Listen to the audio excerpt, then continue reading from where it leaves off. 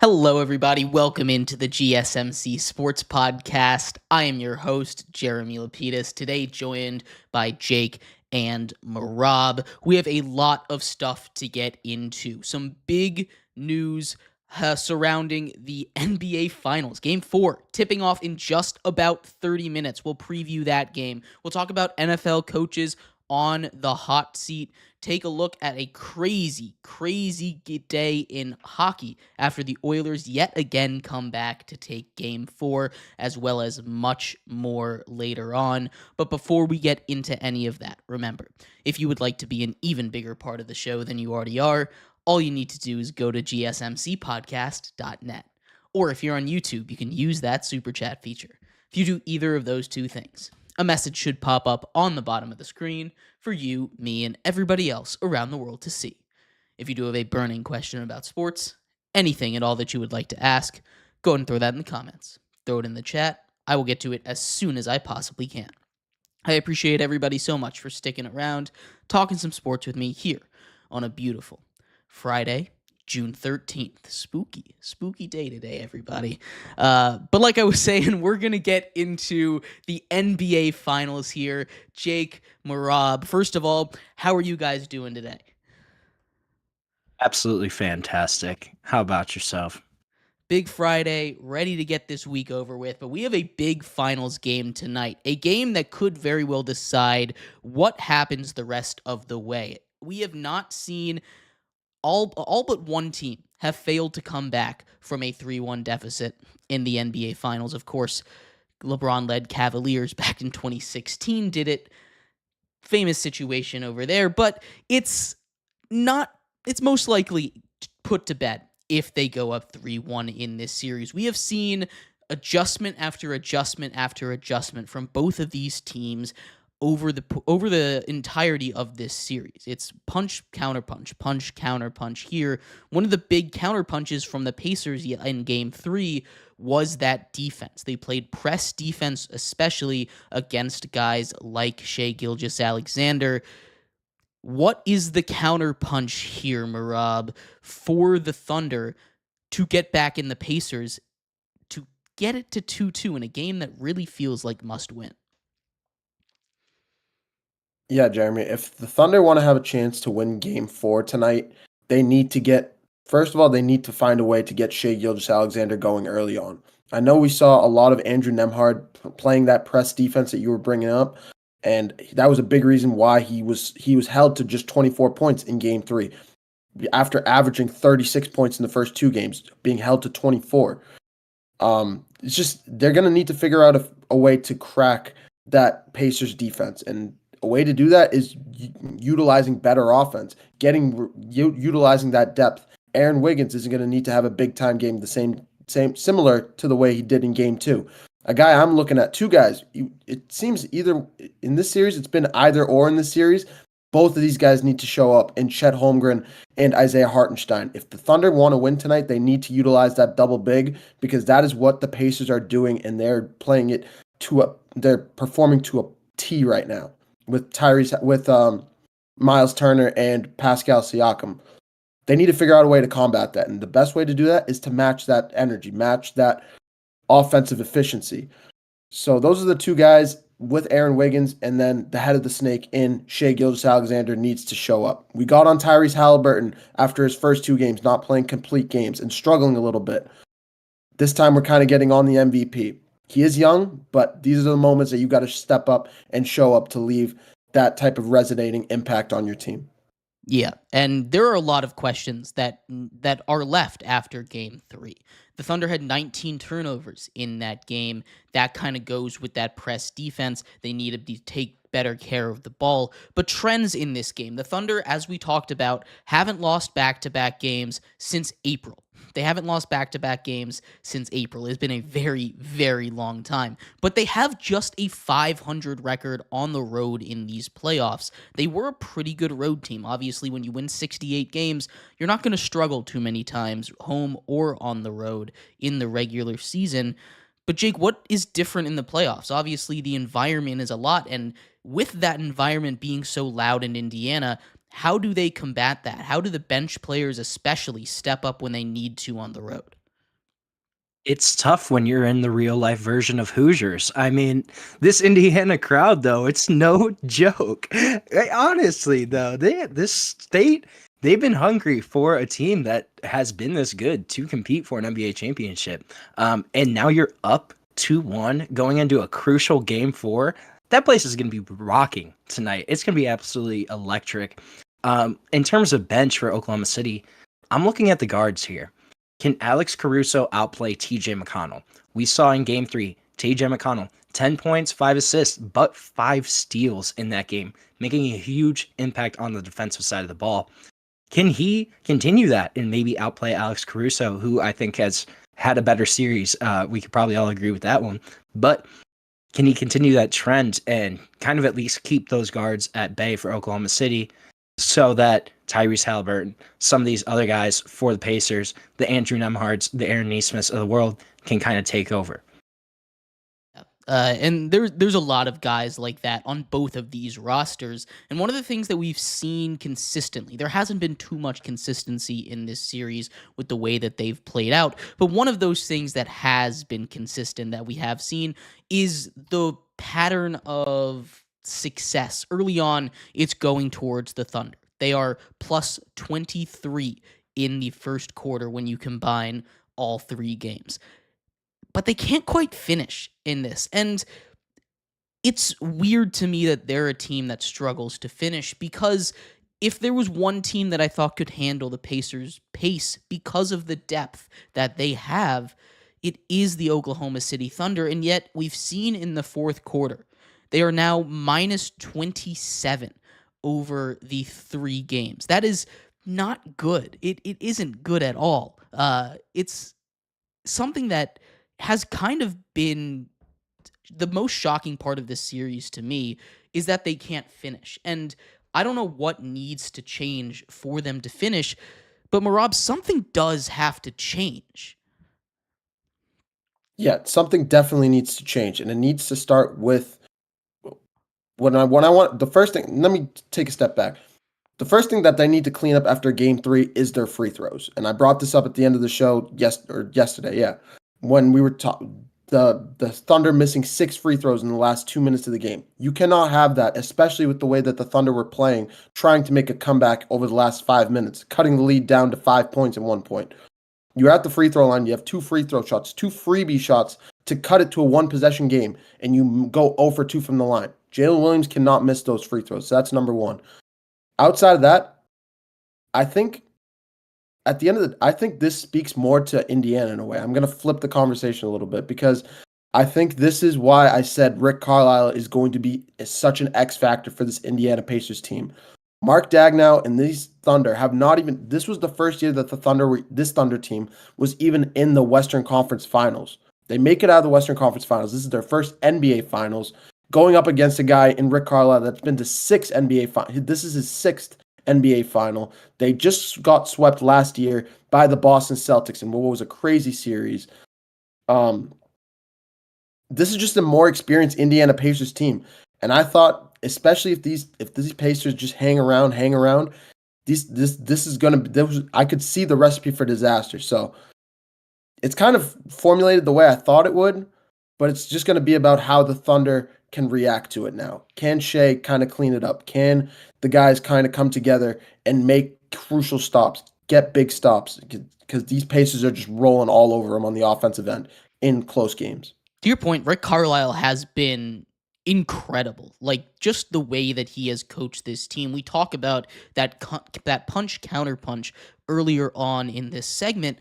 That's all coaching right there, right? The big defensive changes that they made from game 2 to game 3, the fact that they were playing more of that press coverage, the fact that they had Halliburton being more aggressive, the fact that they found answers in such a quick turnaround, just 3 days, is incredibly impressive. That's not to say that Mark Daigneault cannot do that, right? We saw in game 2, they were able to make changes, and whether that was because the Thunder players themselves were playing with more intensity, or because the Thunder coaching staff had said something that, changed their philosophy and how they decided to attack, especially defensively, against this Pacers squad, there's going to be response from the coaching staff. But to your point, you're absolutely right. Rick Carlisle has been maybe the biggest X factor in this series with his experience, that 6 finals that he's been to, his championship pedigree that he has, leading a team that is probably one of, if not the best finals run ever, with the Mavericks back in 2011, and doing it again right now with this team. But a lot of it does have to go to the bench, because that is how both of these teams are built. Both of these teams are built with depth in mind. One of these benches are going to step up and win the game for these teams. Everybody thinks, or everyone in Vegas makes it seem like it is the Thunder. They are favored so heavily that I am shocked. It's like minus 265 right now, which is a ridiculous spread right there. Not that I disagree, because again, the Thunder haven't lost back-to-back games since April, but who on the bench, Jake, is going to be that guy that steps up for them? And why does everyone feel so certain that the Thunder are going to be able to have that kind of counterpunch? Because it definitely doesn't feel like that much of a guarantee to me. I think it's the stat that you talked about earlier, that they haven't lost in 2 months, back-to-back games. This is a team that it's the best team in the NBA. I mean, top to bottom, they've played the best the entire season. So I'm not surprised that Vegas kind of has the odds like they are right now. In terms of a guy that I really think needs to step up tonight, Isaiah Hartenstein, coming off. If he's going to pair with Chet Holmgren, I think those are minutes we're going to have to keep an eye on. And then also, when Chet Holmgren's out, when he's the only big out there on the floor, can he help contain Miles Turner, Pascal Siakam, Obi Toppin, those kind of forwards that have really been dynamic in this series? I think Isaiah Hartenstein is the guy that I'm looking for to make an impact tonight for the Oklahoma City Thunder. Yeah, Hardenstein is definitely a big piece of that. I know Mehrob brought up that 2 big lineup there, but he's only played more than 20 minutes in one of these games. And wouldn't you know, it's game 2, the one that they won. Obviously, that's not going to be the biggest thing, because he's not necessarily the biggest offensive weapon. 4, 3, and 9 so far in these 3 games against the Pacers. But what he's able to do on the glass especially, and we've seen the offensive rebounds be so key in this series. Those plays where you just get that extra possession, whatever you can do to get that extra possession in this series, in this game, is, I feel like, going to be the thing that changes it. You see the blocks by Turner, the steals by McConnell in game 3, giving them extra possessions. You see the turnovers by the Pacers in game 1 and 2, giving the Thunder those extra possessions. Of course, game 1, kind of an outlier at this point. But it's all about those extra possessions. For too, with the double big lineup, I guess, are we going to see any double big pick and rolls?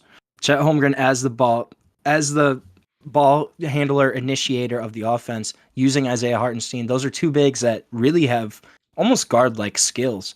And if you're trying to take some of the pressure off of SGA, could we potentially see a little more of that double big action, where maybe Chet Holmgren does initiate some more offense from the wing? I think that's certainly possible. And Mehrob, I'd love to get your thoughts on this as well. I definitely think that's possible. The more creative you can get with those bigs, especially when you have a guy like Chet that can really stretch the floor, I think that's going to really help with spacing. And Hartenstein is maybe the best screener on that team. So whenever you can get him involved in that pick and roll, it is going to be huge. For sure. And you brought up a great point, Jake, with Chet Holmgren. If Chet Holmgren can get sort of a Draymond Green-esque role on this team, take some of the load off of Shai Gilgeous-Alexander in terms of being a primary ball handler, in terms of being a little bit of a facilitator, I think it could work well. I just think Shai is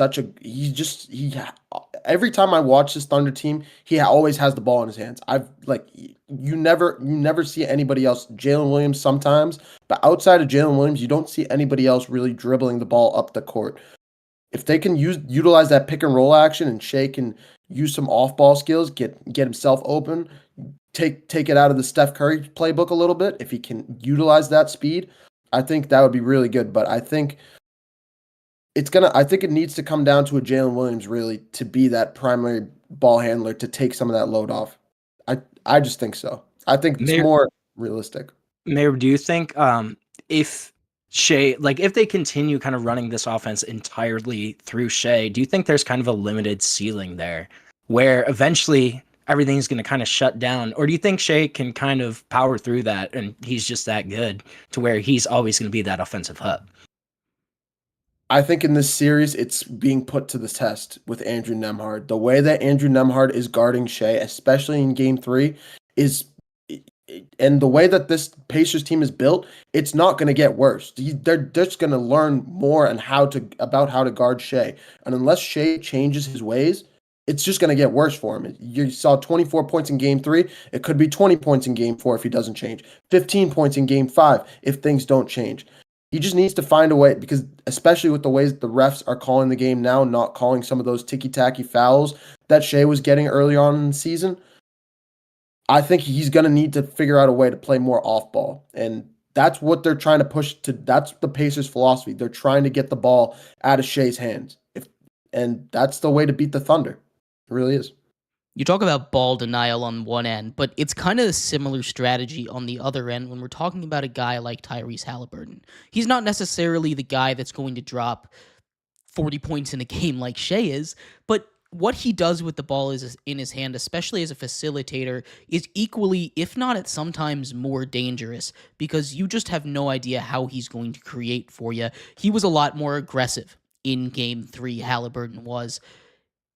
What's the Thunder strategy? Is it ball denial for him? Are they going to make sure that he can't get it? Because he's someone that I feel like can play off ball almost as good as he can off ball, on ball.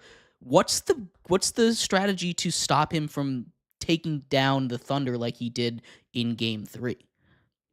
Yeah, I mean, that's the issue with a guy like Tyrese Halliburton compared to SGA. SGA, he's going to have the ball in his hands 30% of the game, right?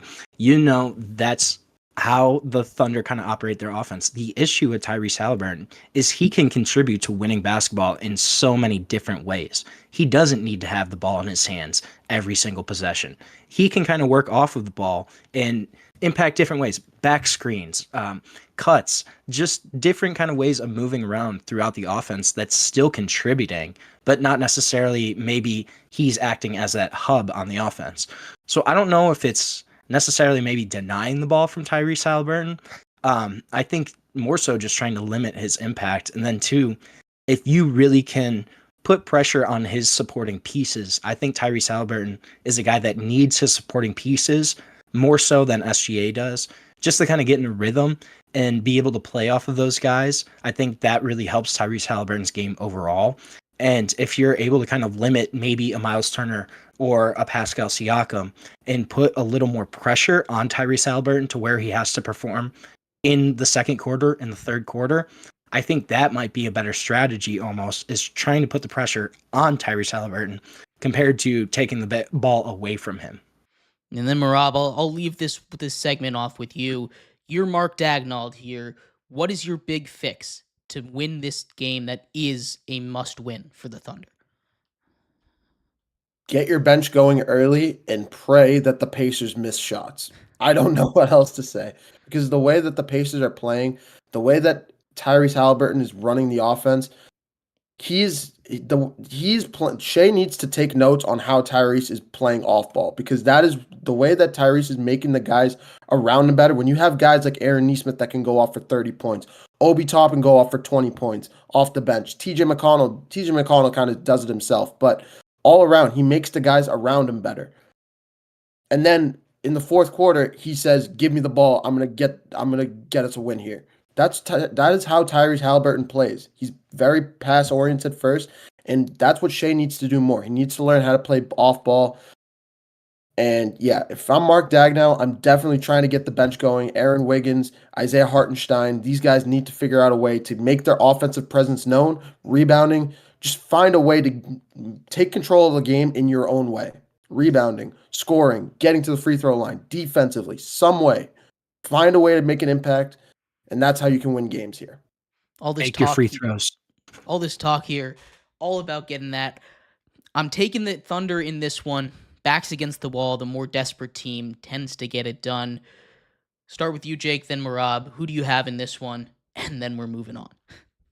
Yeah, I think tonight's the Thunder. I had Game 3 reverse. I always said I think this was a 2-2 series going into Game 5. I think Oklahoma City's able to rebound tonight in a crucial Game 4. Probably the most important game of this series up to this point. Oklahoma City, with their backs against the wall, they're going to get it done on the road. I'm going to play devil's advocate. The more I think about it, I thought it was going to be a 2-2 series, but the more I think about it, I think the Pacers are going to win tonight. I think Tyrese Halliburton is just too much for this Thunder team to handle defensively, and it's just going to be too loud in Hoosierville in Indiana tonight. I really think so. So I'm rolling with the Pacers to take a 3-1 lead going back to OKC. I love it. Honestly, I was a lot more on the fence about this than I was expecting to be heading into this conversation, but I'm sticking with my guns. I'm taking the Thunder here. We're going to take a quick break. When we come back, we turn our attention over to the NFL. Coaches on the hot seat already. I know it's early on in the season. Still, though, there's going to be a couple guys that are going to be talked about all year long as if they don't get it done, they're out of there. I got a list of about 6 guys here to talk about. The boys will throw in a couple more if I miss any, but that's coming up next here on the GSMC Sports Podcast. I feel like I'm losing my mind. Is everybody in the world blind? Please, Lord, give me a sign, a sign. I feel like I'm losing my mind. Is everybody in the world blind? Please, Lord, give me a sign, a sign. I wanna be the greatest. Everybody on the fake shit. I look around and feel like everybody is the fakest. I make this every day and I'm impatient, hoping one day I blow up from the basement. Statement, the top is so vacant. I don't hear shit that I think is amazing. Waiting for my day when I'm playing sold out shows for 1,000 faces. Hey, give me that crown, get in my way and to be put down. It ain't your place, all this my town. If I want that shit, then I'll get it right now. I'm losing it, the noose it fits, some losing shit, a stupid myth. You choose to live or choose to dip, you choose to fight or lose your grip and lose a gift. I feel like I'm losing my mind. Is everybody in the world blind? Please, Lord, give me a sign, a sign. I feel like I'm losing my mind. Is everybody in the world blind?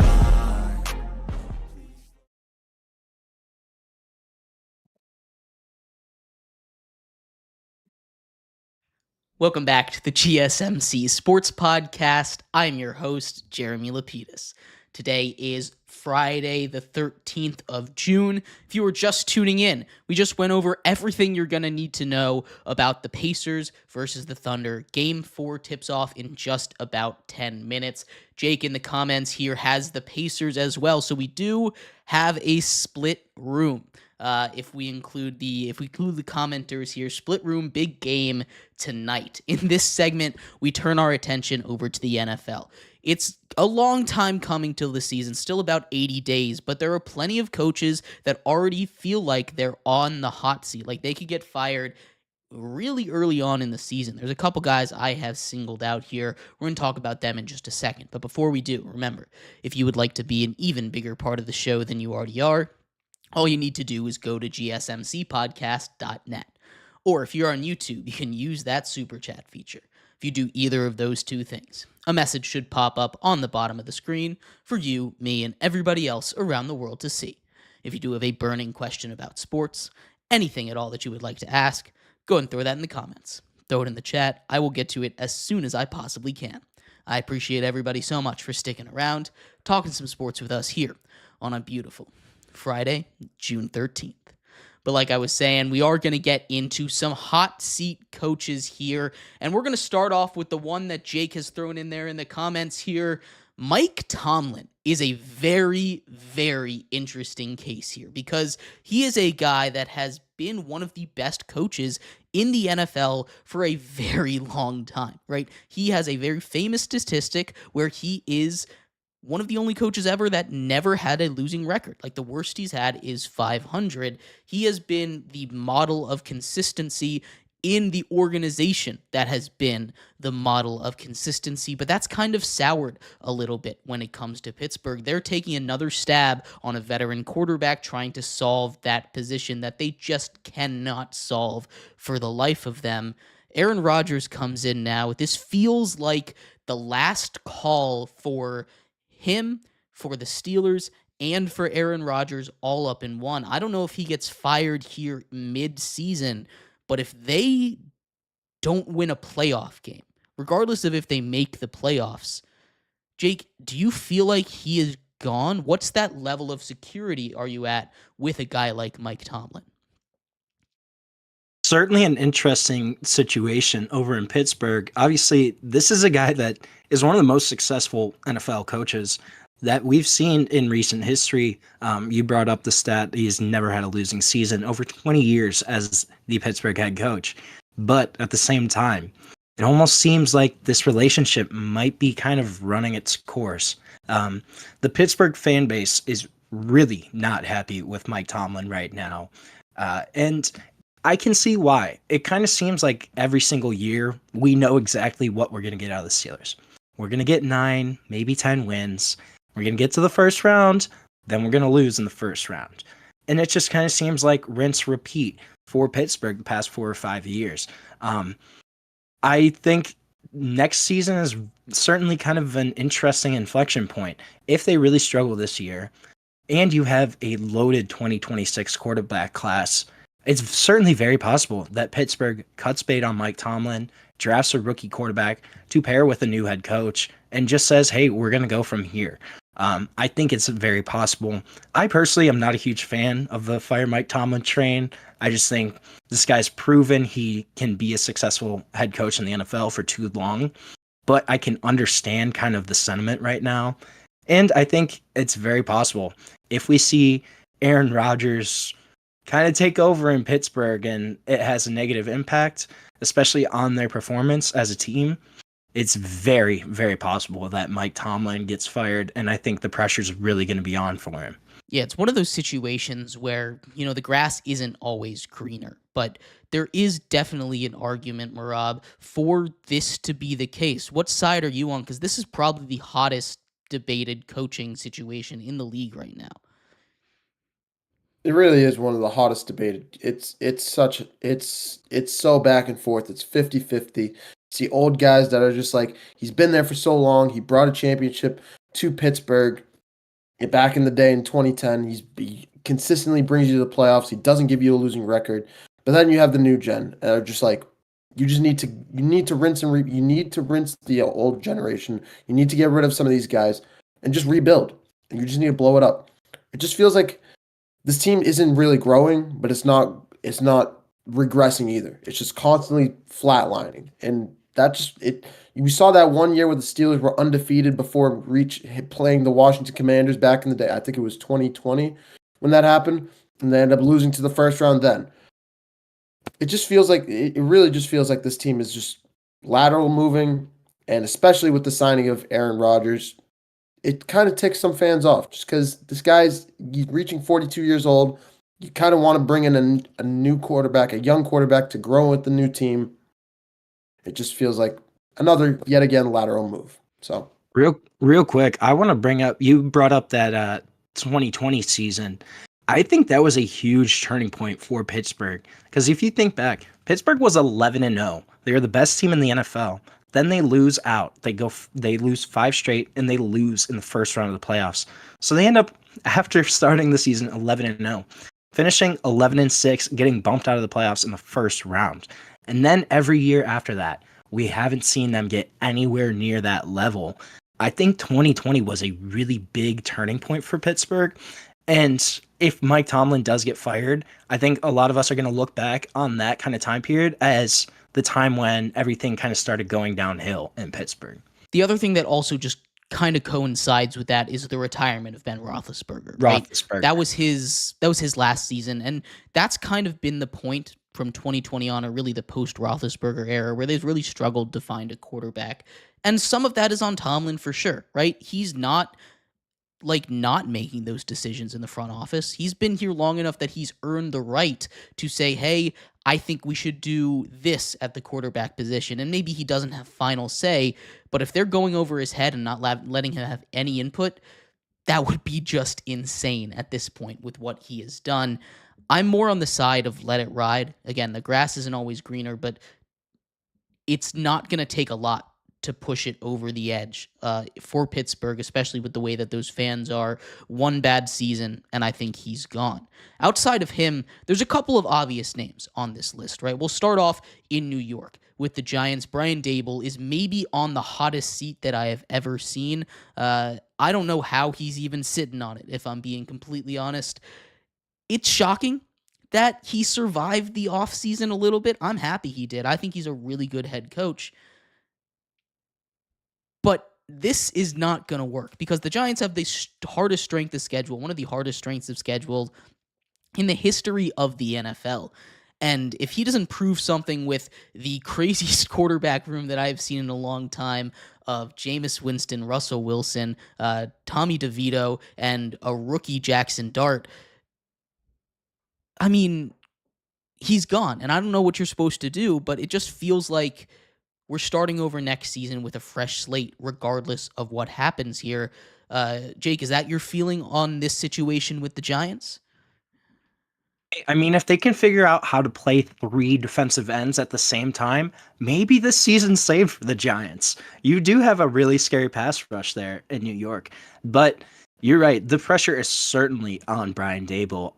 After, you had that kind of miracle season where Daniel Jones has actually an above average season.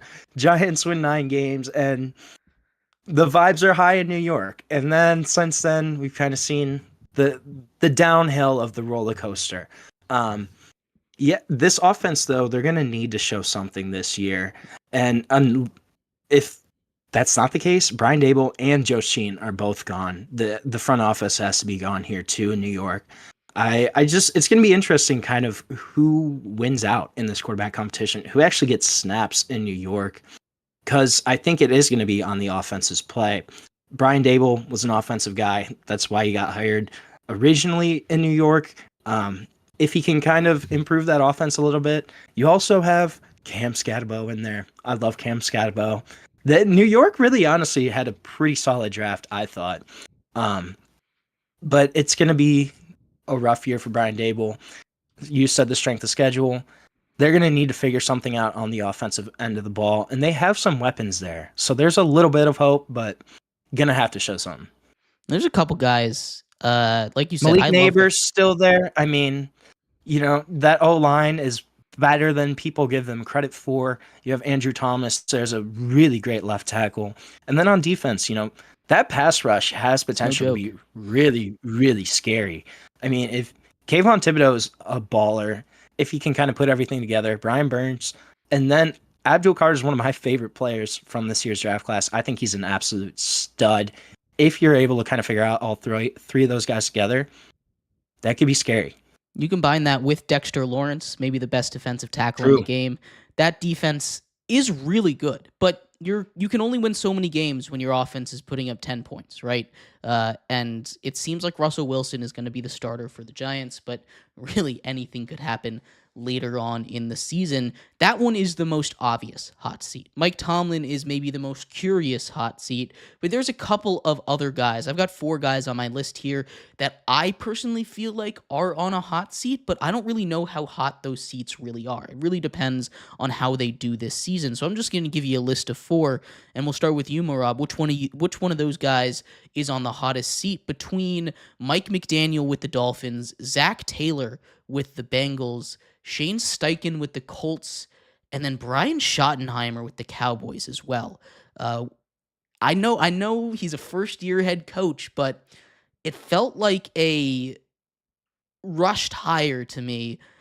I don't really know how well he's going to do down there. Mehrob, which one out of those 4 guys, or which couple are you looking at as a coach on the hot seat? I think I was going to originally say Mike McCarthy. Completely forgot he got fired in the offseason. They now have Brian Schottenheimer there. So I'm gonna give him a year. It did feel like a little bit of a rushed hire. I remember he used to be an offensive coordinator over there. Used to be an offensive coordinator for the Seattle Seahawks. I have a lot of experience with him. Done. We're not talking. We're gonna leave it there. But I don't really love that hire. But we'll give him a year. The most intriguing one on that list, I would say, is Zach Taylor, especially with the state of the Bengals right now, with what's going on in the front office. Some of that has to do with money, but since some of that has to do with GMing, so it's not on Zach Taylor. But we did see a lot of coaching blunders last year with the Bengals. We saw a lot of fourth down, rolling the dice on fourth downs last year, not punting it. A lot of there were a couple third and longs that they decided to just run the ball for whatever reason or just there were just a lot of bad play calls, it felt like, last year. And you can point at the defense. You can say that the defense was really bad and they were giving up 40 points a game and the offense can keep up with it. But you do still have Joe Burrow, Jamar Chase, and T. Higgins on this team. There was no reason for that team not to make the playoffs. Yes, Joe Burrow got hurt, but you were still in a tough spot before that happened. I feel like he's on the hot seat, but another name that I want to throw in there that I kind of just thought about while we were talking is Kyle Shanahan. Kyle Shanahan in San Francisco, who's been knocking on the door for a Super Bowl for years now. It still has Christian McCaffrey. Their defense gets absolutely depleted this year in the offseason. They lose Deebo Samuel. You sign Brock Purdy to an extension. It just feels like there's a lot of moving parts, and especially with the team that looks like it's regressing after its Super Bowl window, is it time to kind of get rid of Kyle Shanahan and close the door on the Kyle Shanahan era? That's a little bit of a curious take on my part, though. I'm going to start with Zach Taylor, and then I'll get into Kyle Shanahan because that is a very interesting one. First of all, I agree with you. I have been calling for Zach Taylor to be fired for years now, and my biggest issue with him is the fact that the Bengals can't start the season. They can't. Those first 4 games for the Bengals, if you go year by year since 2019, they have been over 500 just once. Just one time with Joe Burrow, with Jamar Chase, with a really solid defense when they made the Super Bowl, right? This was a team that should have been able to start off the season good. They would have made the playoffs last year if they could start the season off good. Instead, they lose to the Patriots. They start off either 2-2 or 1-3. I forget. It wasn't a good start, regardless of injuries, of everything. That is on the coaching staff, not having your team prepared for the first quarter of the season. It is a mess, and Zach Taylor needs to go. But that's something that I've been really championing for a while. Kyle Shanahan, on the other hand, is kind of the opposite feeling for me. He's a guy that, when I was looking at lists for people that were on the hot seat, was up there. So it's not like an out there super hot take kind of thing. It's something that's sitting out there kind of in the ethos, in the air. But Kyle Shanahan is too good of a head coach to fire, right? You talk about a guy that has done the most with not nothing, but with a really kind of tough quarterback situation, right? He does it with Jimmy Garoppolo, who leaves the 49ers and becomes, a backup quarterback, right? He was able to lead them to the Super Bowl. Brock Purdy comes in, and no shade on Brock Purdy. He gets paid $53 million. That's just kind of the price of quarterbacks now. He's not that guy, really. Like, it's fine to pay him that because that's what guys like Tua and Goff got, and he's in that kind of tier with them. But, like, he's not a guy that if I had to make a ranking would be in the top 10, maybe the top 15, but top 20-ish is where I feel a lot more comfortable putting him. He's done a lot with that team, and he is an offensive genius, right? They had a bad year, and because of that, the noise got a little bit loud, but they'll be able to bounce back. They have an easy schedule this year, and I think he's got at least 2 years of leeway, or at least I should say 1 year of leeway. There's no chance he gets fired this season in my mind. Maybe next year, if they have a bad year, 3 bad years in a row, he's gone, but I just don't really see it happening, although this is a conversation that I have seen, so you're not too out of the woods there. There are lots of people that are talking about this. Jake, what are your thoughts on anything we've gone over so far? Yeah, I think you both make valid points on Zach Taylor. The only thing that kind of gives me question there is I think the ownership group. With the Browns in charge of Cincinnati, we saw with Marvin Lewis, he was there a lot longer than he probably should have been their head coach. I wouldn't be surprised to see something similar with Zach Taylor. And then one of the other names you had kind of mentioned earlier, Shane Steichen. I think Shane Steichen is a really interesting situation in Indianapolis this year. You have kind of your quarterback that you drafted to be your guy, and Anthony Richardson has not been that guy yet. And you have open competition right now with him and Daniel Jones.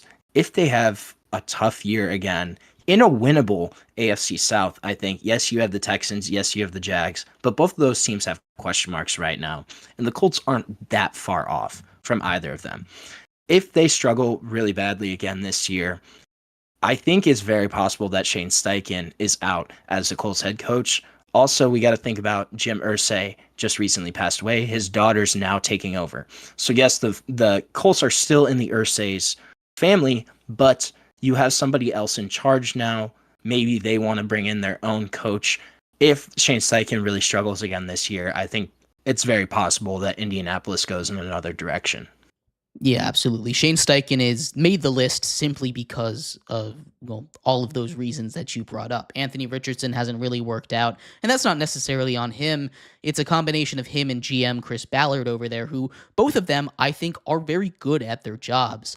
But let's be real, Chris Ballard's not getting fired. I mean, how long has he been their GM? I think they go as a group is the thing, because if you're going to blame one person for a draft pick not working, that generally falls on the GM. Of course, it's a group effort. It always is a group effort. But at the end of the day, the GM has that final say in Anthony Richardson getting picked. Now, I agree with Chris Ballard. I would have picked Anthony Richardson there. I love what Anthony Richardson was as a prospect. I still am not selling all my stuff. Toolsy quarterbacks, Jeremy. You and your toolsy quarterbacks. It's my type. I have a weakness. All right. Me, Jalen Milroe, and Anthony Richardson and Cam Newton. Those are my guys. Those are my guys right there. All right. And it burns me quite a lot, but I mean, you see the talent there. I'm not ready to sell my stock, although it seems like a shoulder injury. If he doesn't start this year, it's done. Maybe a change of scenery helps him out. But Shane Steichen and Chris Ballard, if I had to guess, probably go together, especially with that ownership change. It just makes things a little more volatile. It could also go the other way, where they just say, hey, we're still in a state of transition. We don't want to make any massive changes. But it really could go both ways on that one. And that is a really interesting situation for both football and non-football reasons. Yeah, I 100%. think. All you, Jake. No, I mean, I agree. I agree with what both of you have been saying. I think Indianapolis is really interesting. Kyle Shanahan, I think he's waited a couple years, and we'll see if he continues to struggle. I think some of the other coaches there, Mike McDonald, also in that sticking in the NFC West, him and Jonathan Gannon, both. I don't think either of them are really, really on the hot seat, but it's certainly very possible if either of them struggle. I think Mike McDonald has a bit more leeway than Jonathan Gannon probably does, just in terms of he's only been there a year. But both of those guys are interesting kind of situations to look at, I think. A name that I've heard a lot, and the last one that I really want to bring up here, is Mike McDaniel down with the Dolphins. He is a curious case because you've seen him have success over there, but he's also had a lot of talent really ever since he's been there. He struggled against the good teams, and you can say maybe that's injuries, which have brutalized that Dolphins team, especially on the defensive side late in the season.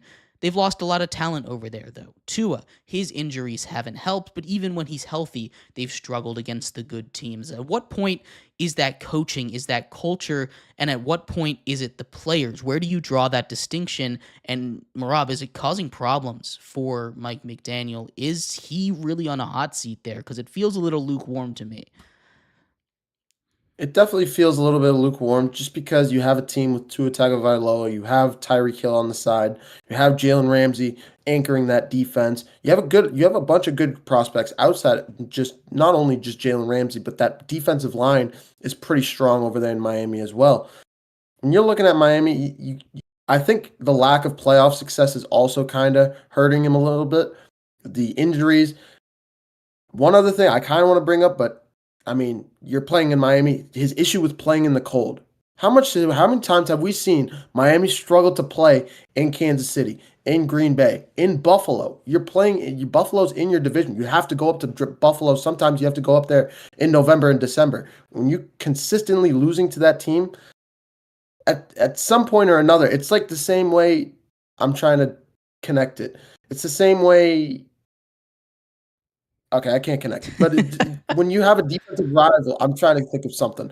But when you have a defensive rival that you're consistently losing to, for example, in Ohio State and Michigan, when you lose to a team like that enough times, it's going to go back to the head coach. It's the same reason why Ohio State was talking about Ryan Day, and a reason why Ryan Day kept his head coaching job is because they eventually won the national championship.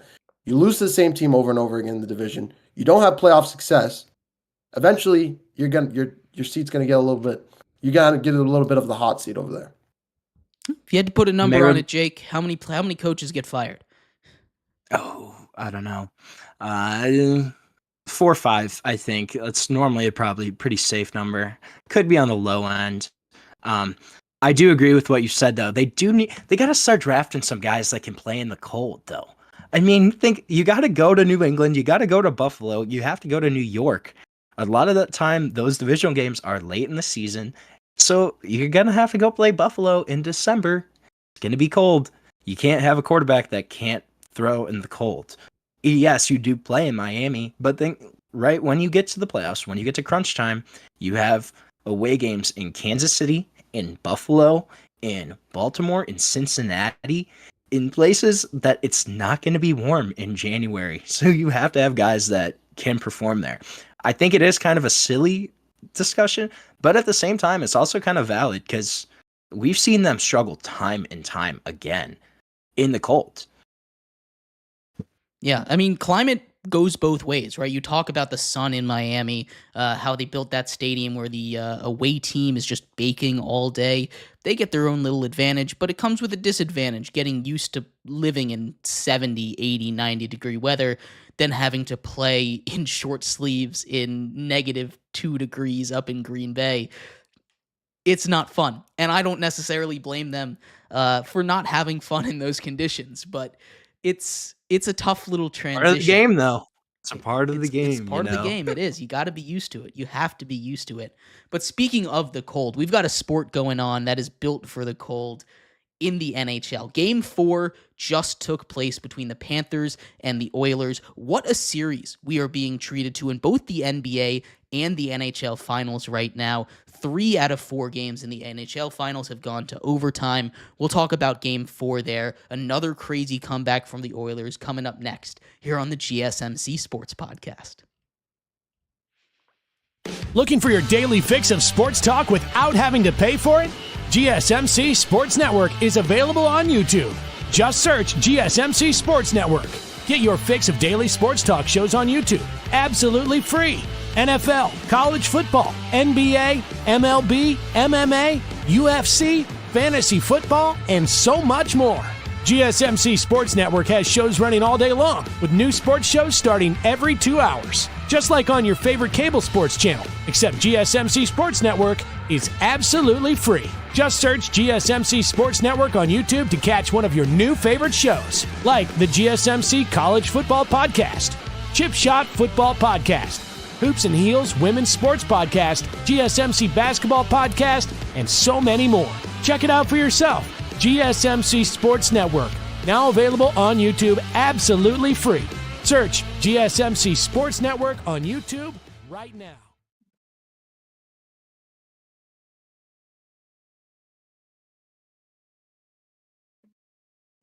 For the best and latest podcasts available anywhere, go to the podcast app on your cell phone and type in GSMC to access free content-rich podcasts on health and wellness, book reviews, sports, entertainment, relationships, social media, movies, technology, finance, and even weird news. Subscribe and download the GSMC Podcast Network's family of shows, available everywhere podcasts are found.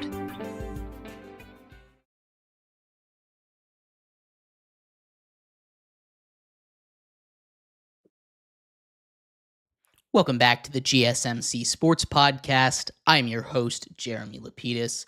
Today is Friday, June 13th. If you were just tuning in, we just finished going over coaches on the hot seat in the NFL. In this segment, we turn our attention to the ice, opposite of the hot seat here. A crazy Game 4 ties the series at 2 after the Oilers have a historic comeback, a type of comeback we haven't seen since World War I. Getting our history books out here. 1919, over 100 years ago. Very long time. We'll talk about that in a second. But before we do, remember, if you would like to be an even bigger part of the show than you already are, all you need to do is go to gsmcpodcast.net. Or if you're on YouTube, you can use that super chat feature. If you do either of those two things, a message should pop up on the bottom of the screen for you, me, and everybody else around the world to see.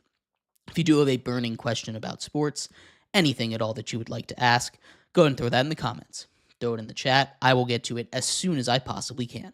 I appreciate everybody so much for sticking around, talking some sports with us here on a beautiful Friday, June 13th. But like I was saying, we are going to get here into everything we need to know about the puck being played between the Panthers and the Oilers. Game 4 was historic. We saw a comeback that we haven't seen since 1919, a road team coming back from down 3-0 in a Stanley Cup final game. A little bit of a ESPN stat there, but still a crazy comeback for them. They fall behind 3-0 in the first period. Crucially, they pull goalie Stuart Skinner, who had been struggling. He gave up 5 goals in Game 3, the only game that did not go to overtime of the 4 games so far. Calvin Pickard comes in and completely shuts down that Panthers team. In the second period, a period that has been thoroughly dominated by the Panthers so far in this series, it goes all to the Oilers. They tied up the game at 3 goals in that third period. They eventually add a fourth, so 4 unanswered goals to take a lead in that third period, before, of course, a goal with just 20 seconds to go. We saw the latest game-tying goal in Stanley Cup history in Game 1 when the Oilers sent it to overtime. Now we see the second latest goal in Stanley Cup history in Game 4 with the Panthers sending it to overtime. This game has been crazy, right? You talk about comebacks, that's just the name of the Oilers right now. They have 8 comeback victories in this series. That is tied for the most in a single playoff run, right? Mehrob, this is just crazy, right? This doesn't make any sense to me at all when we talk about a hockey game. This is not how a hockey team should want to run. This is a mess, and they continue to find ways past it. What do you make of this Oilers team and their ability to come back every single time you say, or I say, they're dead? Pure props to Calvin Pickard. A rookie goalkeeper to come up in that big moment after pulling Stuart Skinner after a first period like that, to show up in the second period, not only shut down the second period, but shut down the entire third period before the 20-second mark, 26 seconds left to go in the third period. And the Panthers somehow tie the game up to go into overtime. And then overtime was just an absolute it was just an unbelievable game all around. And honestly, I think it goes to the play of Leon Draisaitl, a guy that went second in the running for an MVP. We'll get into that later on the show, but with Leon Draisaitl, he's played phenomenally all series long. With Connor McDavid kind of being shut down all series long, Draisaitl's picked up the slack with 2 overtime goals. He's been an offensive presence. I think he's had goals in 3 out of the 4 games in this series. He's just been an offensive force all around. On the Panthers side of things, it goes to the defensive play. Kachuk having 2 goals, Reinhardt with a goal. I think they were just playing they played all around great game. Their defense has stepped up big time in this series, but when we're talking about last night, you're up 3-0, you give up a 3-0 lead, you tie the game up with 30 seconds to play, and then the Oilers just walk it off. Somehow, some way, we're looking at a 2-2 series going back to Edmonton, and this series, in a game that I personally thought when I was looking at this game, I thought the Panthers had it. I thought it was a done deal. They pull Stuart Skinner after the first period. Now we're looking at, is Stuart Skinner even going to play Game 5? That's a storyline for Game 5 now. Yeah, that's the big question, right? Who's going to start in goal in Game 5? We've seen Stuart Skinner step up huge in this playoffs, but he's struggled, especially in these last couple games. We've seen him give up 8 goals in the last 4-ish periods, and it's not good. That's kind of unacceptable for a team that's trying to win a cup, but that was always the weakness for this Oilers team. Who is going to step up in net? And if Pickard can continue to play like this, they ride the hot hand. I see him starting in net for them. Real quick, a note on Leon Draisaitl. That was his 4th overtime winner of this playoffs. That is a new all-time record right there. 4 overtime winners in one playoff run is not supposed to be able to happen, Jake. This is a magical moment for this team. We're having 2 magical runs right now. They're trying to bring a cup back to Canada for the first time in 34 years. It's been a long time. Can they do it with the way that they're playing right now? Jeremy, I'll say you stole my stat right from me. I had it locked and loaded. I was about it once it was my turn. I had that ready to go, and you had to steal my thunder there. No, but it's okay. Though I will add on to our little fact here. He also set the most overtime goals in the regular season record this regular season. So now has the regular season and postseason record. Obviously, clutch overtime performer. But this Edmonton offense, they have everything they need to win that cup and bring it back home to Canada. When you look at, I wonder if this team just runs on pure adrenaline. Because you look at these comeback wins, man. 8 in this playoffs, including this Game 4, which was unbelievable. I mean, you're down 3-0 after the first period. You're able to tie it. First of all, you tie it in one period. You tie it in the second. And then you're able to come back after you take the lead, you give up the lead, and you're still able to kind of take those emotional highs and lows and then win in overtime. That's huge. And I think it kind of gives a testament to this Edmonton's team's mental fortitude. This is a really strong Edmonton team. I think these guys, too, they're just determined to one-up last year's Stanley Cup. And that was an amazing series in his own right. But look at what we've seen happen. Leon Draisaitl, I think, too, when you talk about him, this is a guy that has a legit argument for the second best center in the NHL, not named Connor McDavid. You know, just on his own right in terms of talent. He's a phenomenal hockey player. If you compare those two, and if you can get contributions from guys like Evander Kane, if Ryan Nugent-Hopkins comes back later on in the series, that's going to be big. And I think this Edmonton offense, they're supercharged, and they have what it takes to bring this cup back.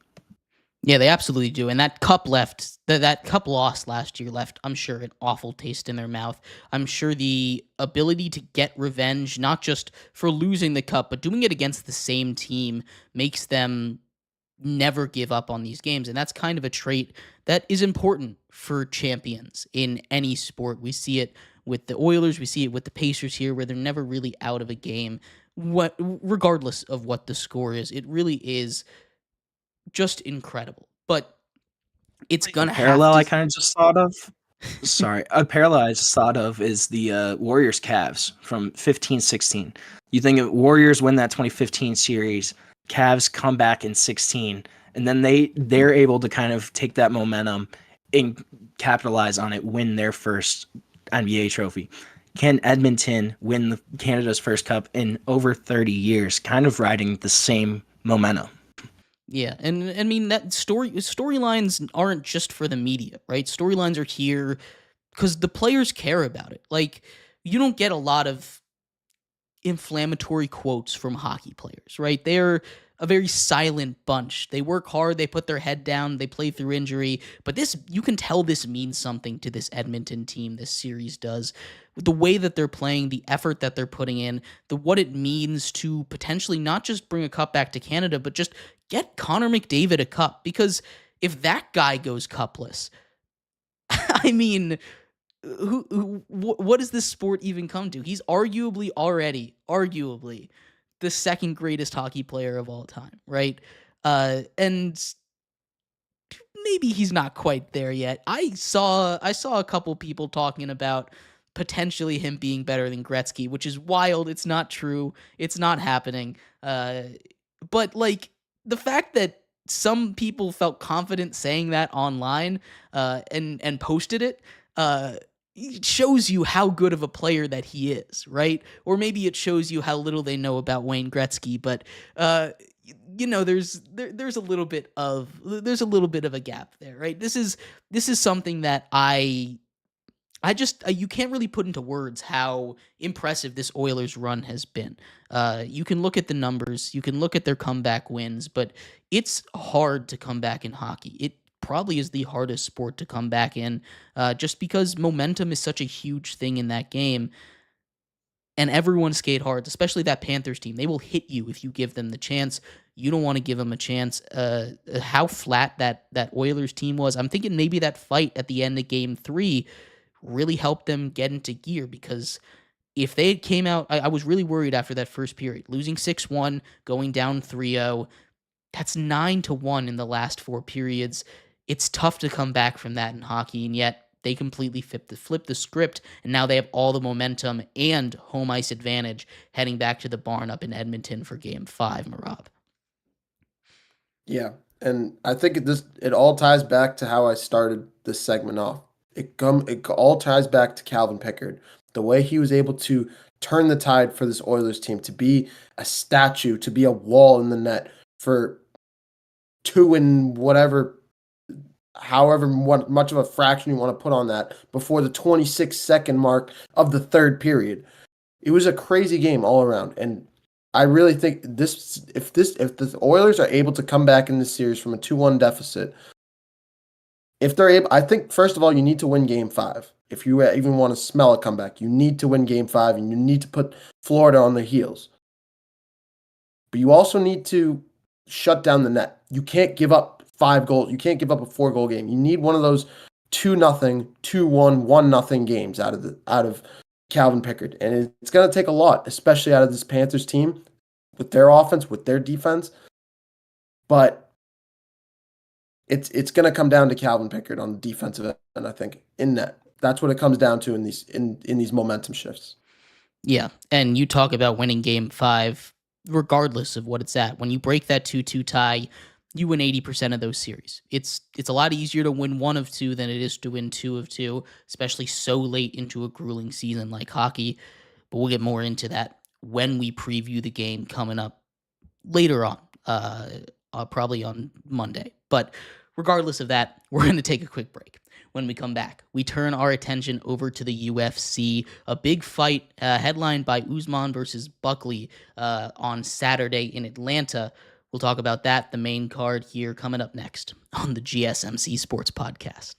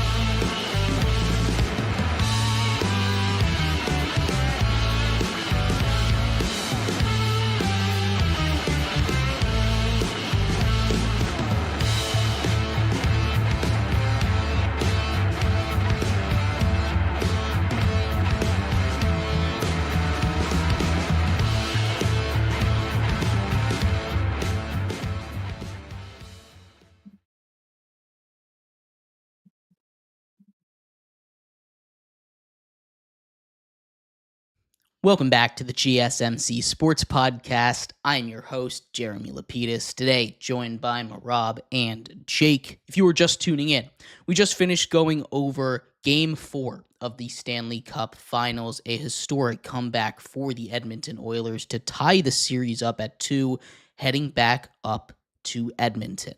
In this segment, we turn our attention over to the world of the UFC. A big fight this weekend, headlined by Usman versus Buckley here. We're going to talk about that back in Atlanta for the first time in 6 years, coming up in just a second. But before we do, remember, if you would like to be an even bigger part of the show than you already are, all you need to do is go to gsmcpodcast.net. Or if you're on YouTube, you can use that super chat feature. If you do either of those two things, a message should pop up on the bottom of the screen for you, me, and everybody else around the world to see. If you do have a burning question about sports, anything at all that you would like to ask, go and throw that in the comments. Throw it in the chat. I will get to it as soon as I possibly can. I appreciate everybody so much for sticking around, talking some sports with us here on a beautiful Friday, June 13th. But like I was saying, we're going to get into a breakdown here of the main card, and we're going to start off with the main event here, Mehrob. Usman versus Buckley here. Two guys trying to get back up into that championship contention over there. Usman at 38 years old. Buckley is 31. Break down these two fighters for me. What's going on as they clash UFC Fight Night in Atlanta? This is going to be such a good fight, Jeremy. Seriously, this is one of those fights that honestly could have been a co-main event if it was on one of these premier cards, one of these main cards. This is a fight in Kamaru Usman, who's been a champion for the last 10 years, been around the championship conversation for the last 10 years. He's on a little bit of a losing streak right now. Lost twice in a row to Leon Edwards, lost to Khamzat Chimaev. And we haven't seen him in about a year since that Chimaev fight. But now going up against a guy in Joaquin Buckley, these are two guys in the top 5. Usman at 3, Buckley around 4 or 5 right now. These are two guys that are just these are two of the best guys in the middleweight division. I really can't stress it enough. Two absolute strikers. Usman, absolutely, we know how good of a death striker in himself. The Nigerian nightmare that they call him in the UFC. And then you have Joaquin Buckley, who's a striker in his own right, but can grapple as well. He's an up-and-coming fighter, one of those coming guys who's kind of burst onto the scene in the last 2 years. Buckley is one of those guys that is itching for that to smell the title, to get into that championship title fight reign. Can he get there? He's going to need to go through Usman first. And Usman is eyeing that championship fight next. If he wins, if Usman wins, I think he will get back into that championship conversation on who's next. If Buckley wins, I think he's one fight away. But it would put him easily into the top 3 conversation. It would be the biggest win of his career by far. This is going to be an unbelievable fight, and there's no way this fight goes the distance. You expect a knockout in this fight. Yeah, you talk about these two guys, Usman at 6 foot, Buckley at 5'10", but they've got the same reach. Buckley's got that arm extension that's going to be able to keep this close in reach, of course. Probably the biggest thing with that I look at when I'm breaking down a fight, you've got to be able to get in and defend yourself a little bit.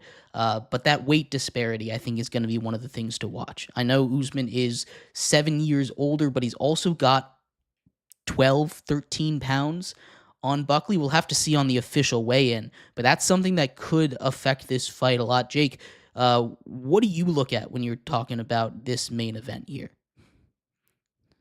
I think one thing, too, to think about is Kamaru Usman's inactivity. Hasn't fought in 20 months since that Khamzat Chimaev fight, which was in October of 2023. We don't realize it's been that long since we've seen Kamaru Usman in a UFC octagon. And then you think about the age, too. 38 years old. Does he still kind of have that? This was a guy that, when he's at the top, is in a conversation for best welterweight ever, right? This was a prime Kamaru Usman, one of the best fighters ever. But 38 years old, hasn't fought in almost 2 years. Is he going to be rusty? is Joaquin Buckley going to be able to take advantage of that? This is a guy that's fought within the last year, had wins over Stephen Wonderboy Thompson, Vincente Luque. This is a guy that has steadily climbed the rankings. And I agree with Mehrob when he's kind of saying that this seems like a fight that's almost a launching point to the championship contention. These guys are both kind of at least one fight away. So I think whoever comes out of this, the winner, they might not get a title fight next, but they're going to be up there and they're going to continue to kind of climb the rankings, and they're going to get their name in that conversation for a title fight eventually. I think it's going to be a big launching point, and we're going to kind of see where Kamaru Usman is at this point in his career. A little older, not having fought as much. Is he going to have a little rust, or is he going to be able to kind of shake it off and look like that dangerous Nigerian nightmare killer who we have seen for years and years in the UFC? Yeah, we've kind of seen this movie before, which is why I'm a little concerned about Usman. Not because he hasn't shown that he can do it, but because, like you said, he's a little bit older. He's been a little bit inactive as of late. It's been almost 2 years since he's last stepped in the ring here. We've seen this with some older fighters stepping back in against younger competition that is hungry for a championship belt. It has not tended to go well for them, which makes me lean a little bit more towards Buckley in this one. It should be a really good one, though. How are you guys leaning on this fight? I'm personally with you, Jeremy. I think I'm rolling with Joaquin Buckley. But do not count out Kamaru Usman. This is a guy that's hungry. This is basically his last gasp at a championship. He's trying to go on one final last dance to go after that championship and retire a champion. Was he going to get it? I think he's just a little too old for it. And I think Joaquin Buckley's going to grapple him a little too much. I'm rolling with Buckley. Yeah, I'm with both of you two on this one. I think this is Joaquin Buckley's fight to win. I just kind of question Kamaru Usman having that inactivity, being a little older at this point. I'm kind of thinking this might be almost like an Anderson Silva type career kind of projection almost, where he's on the downswing now. You hate to see it, but it does happen with pretty much every fighter. As you get older, you kind of start to lose your skills. I think this is Joaquin Buckley's fight. He's younger, he's hungrier, he's ready to kind of leap up to that next level. Yeah, but that's not the only fight on this card. And this isn't a stacked card when we talk about main events, but there's still a couple of interesting fights here on here.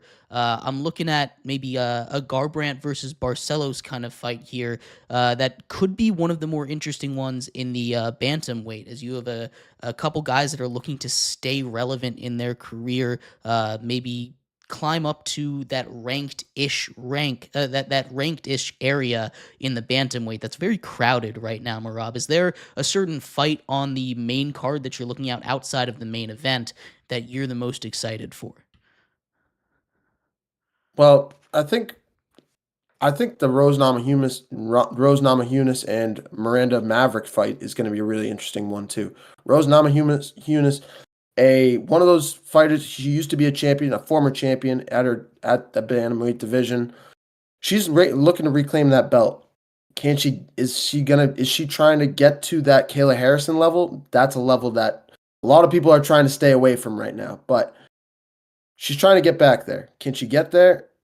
This is the first step, and who knows? I think that fight, Corey Garbrandt, you brought up, I think he just lost to Figueiredo a couple months ago. Is he going to be able to climb back into those rankings? He's getting up there in age, kind of similar to Kamaru Usman trying to go after that one last gasp title fight, trying to get back into that title fight conversation.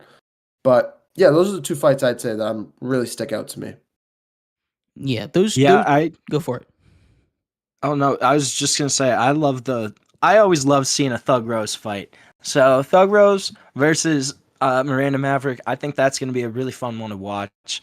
When you look at these two fighters, kind of similar in their statistics in their finishing ability. Miranda Maverick, 8 wins by submission, 6 first-round finishes. You look at Thug Rose, she has 6 wins by submission, 5 first-round finishes. So I think that battle on the ground, especially, who's going to be able to win that grappling?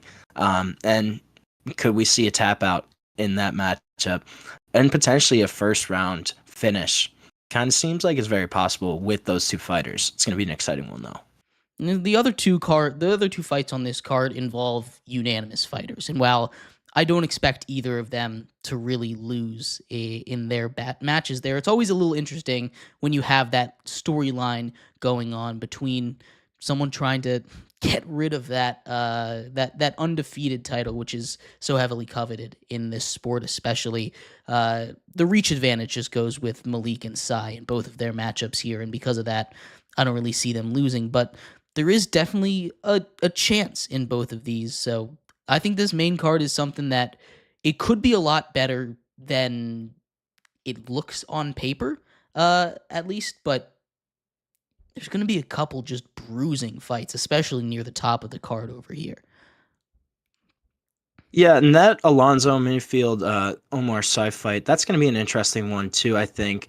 Alonzo Menifield, not a bad fighter in his own right. Number 15 light heavyweight in the UFC. A guy that's got 10 knockout finishes, so has some finishing power. But you're right, Jamie, that reach advantage is going to be big in that one. I wouldn't be surprised, though, if that was an entertaining fight. Yeah, most definitely. You know, there's a lot to like here on this card. Of course, back in Atlanta for the first time in 6 years should be a lot of fun this Saturday. But we're going to take a quick break here. When we come back, we turn our attention over to MLB. The baseball season is just about a third of the way done here. We're going to go over our top 10 MLB power rankings each of us has prepared, and we'll compare it against one another here coming up next here on the GSMC Sports Podcast.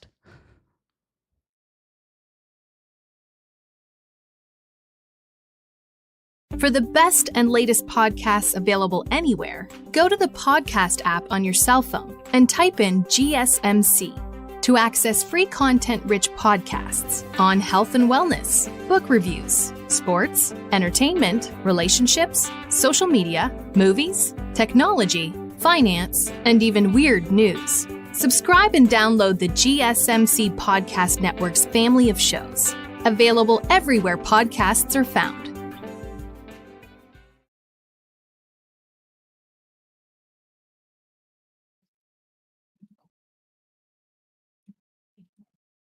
Looking for your daily fix of sports talk without having to pay for it?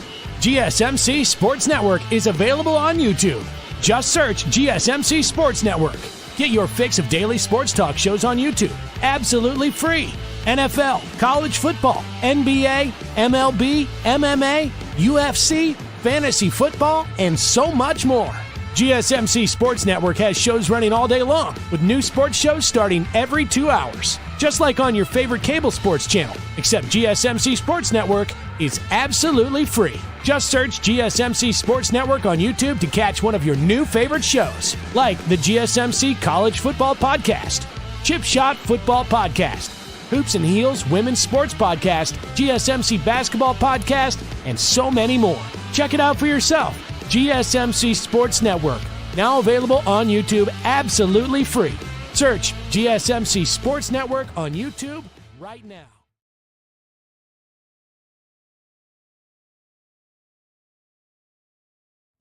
Welcome back to the GSMC Sports Podcast. I'm your host, Jeremy Lapidus. Today is Friday, June 13th. If you were just tuning in, we just finished previewing Fight Night for the UFC in Atlanta coming up this Saturday. In this segment, we're going to turn our attention to the MLB, do a little bit of a top 10 power ranking here. An update for the NBA Finals, though, before we get into that. 35-34, end of the first quarter. The Pacers with a 1-point lead, shooting 50% from three over there. Kind of exactly how they wanted this to go. Winning the first quarter is huge for them. But getting into baseball here, it's about time we do our weekly MLB top 10 power ranking here. We're going to start off here, of course, where you're supposed to in a list like this, at number 10. My number 10 team for all of you guys might be a little bit of a shocking one, but I've got the Toronto Blue Jays here for me at number 10. They have been one of the top teams in their last 10, which in a sport like baseball with such a long season, when you're sitting number one wild card in the AL right now, I know they have kind of a weird plus minus, just a +4, so it's a little bit fluky with the way that they're winning games. But George Springer playing great baseball. I've got them here at number 10 for me. They've just been super hot right now, and I kind of prioritize that when we're talking about a weekly power ranking, especially at about the mid-season point. Jake, who do you have at your number 10 spot? Yeah, right now I have the Minnesota Twins playing about 5 games over 500, but it's been interesting how they've gotten there. Their pitching's led the way. Their offense has been kind of about league average, but in terms of offensive production, it's been kind of their bargain free agents. Harrison Bader, Ty France, guys like that. Cody Clemens, signed in late April, has played really well for them. Willie Castro, too, signed after Detroit, let him go. Kind of almost the outcasts have been what's anchored this Twins team. And then also Byron Buxton, just staying healthy, being able to put up numbers for Minnesota. That it's huge for them. That's always kind of been the question mark about him.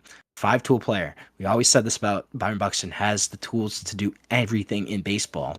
But he's finally been able to stay healthy. This is a Twins team that's played well. Yes, they're behind Detroit in the AL Central, but they're still up there, and I think they're playing really solid baseball right now. Yeah. For me, I rolled with the NL. Two guys that picked the AL. I'm rolling with the NL here. I have the San Diego Padres at my 10th spot. Their bats have been a little bit cold as of late, but with their pitching that's been on an absolute tear with their starting rotation, I think they've kept them in games, and it's a big reason why they're holding the record that they have still somehow in some way with the wild west of the NL West. They are staying in the division race right now with the Los Angeles Dodgers. So I'm rolling with the San Diego Padres here. Yeah, the Padres and the Twins here. The Twins I probably have at 11 if I were to extend my list here. I like both of those picks. I've got the Padres a little bit higher on mine, a little spoiler alert for you. But at number 9, I put the Phillies. The Phillies are a team that could go a lot higher on people's list, but they've been slumping as of late. Their bats have not been able to get going. I trust this team a lot to turn it around, especially if they're able to pick up a couple pieces in the bullpen. But the way they've been playing of late is a little concerning. I'm not worried about their playoff spot, but I am worried about how they're going to compete, especially as the dog days of summer step up. That's usually when the Phillies start to get going. So I'm sure they'll turn it around soon. But for now, sitting at number 9 is not a bad spot to be for a team that's struggling. Yeah, my 9th team, I have the Houston Astros right now. I think they're kind of an interesting one where their offense has been scuffling a little bit. Yordan Alvarez been out with that broken right hand, so he's kind of been limited. But their pitching staff, and then you look at what they've done this month. This month, winning 6 of 9 games, going into first place in the AL West, and then just having dominant starts from guys like Hunter Brown, Framber Valdez, Lance McCullers Jr. as well. This is a dangerous pitching staff for the Houston Astros. And if they could get Yordan Alvarez back to full strength by the end of the season, they're certainly going to be dangerous. Yeah, for sure. And for me, I'm actually rolling with one of those quieter teams, a team that's been really underrated this year in the MLB. I'm rolling with the Tampa Bay Rays, a team that's been really hot, a team that nobody expected to be at the spot that they're in right now. They're still 36 and 32, so they're a little bit lower in terms of rankings, in terms of record. But a team that's still, their pitching farm has been unbelievable. Their ability to bring players up at the right times has been perfect. And their hitting has been really hot recently. Yandy Diaz is playing phenomenal. You have Cameron Mismer, who's playing phenomenal. Jake Mangum. Yeah, a bunch of guys on this team that are playing this is a team that nobody expected to be at the place that they are now.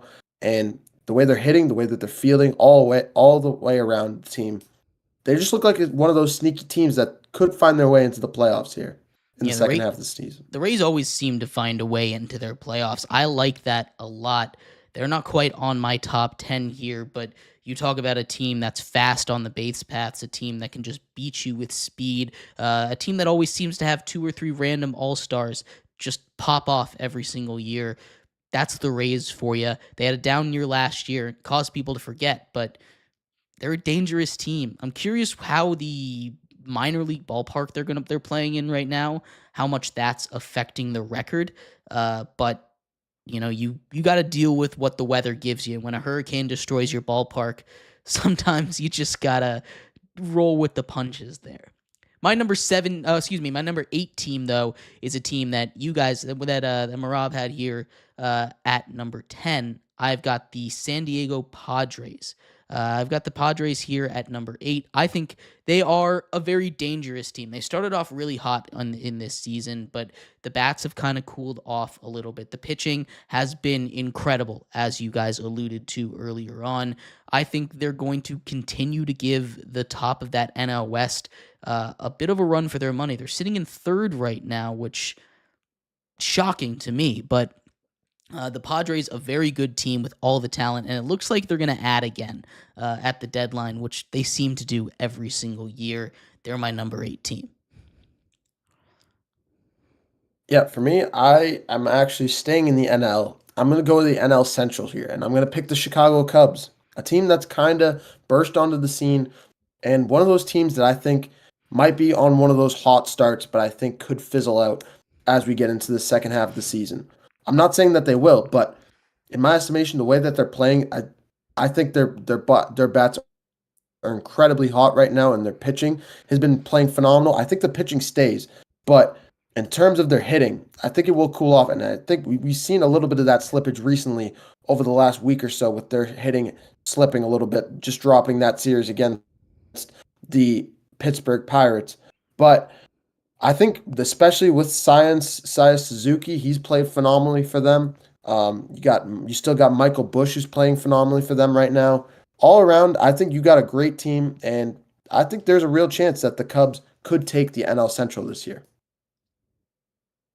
Yeah, funnily enough, I actually also went with the San Diego Padres as my number 8 team in the MLB. And even with Yu Darvish and Michael King out on IL, this team is still finding ways to win baseball games. 110 of their past 16. 6 of those were decided by a run.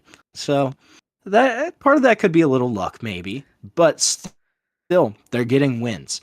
And winning 10 out of the last 16, kind of riding that hot streak. Going to be interesting with their showdown with the Dodgers this week, kind of what happens there. But I think San Diego right now is number 8 for me. Yeah, no, I agree with both of you. Both of those teams have been really good this year. I was driving home today, and on the radio, I heard somebody saying that luck isn't real, which is a crazy thing to just say. But he was like, "It's all math. It's all numbers." And I was trying to process that a little bit. But luck for real is probably a real thing. Who knows though? My number 7 team, I've got the Houston Astros here at number 7. I know we were talking about the Astros a little bit earlier. That pitching staff has been phenomenal. Hunter Brown especially has been a very special pitcher, what he's been able to do so far this season.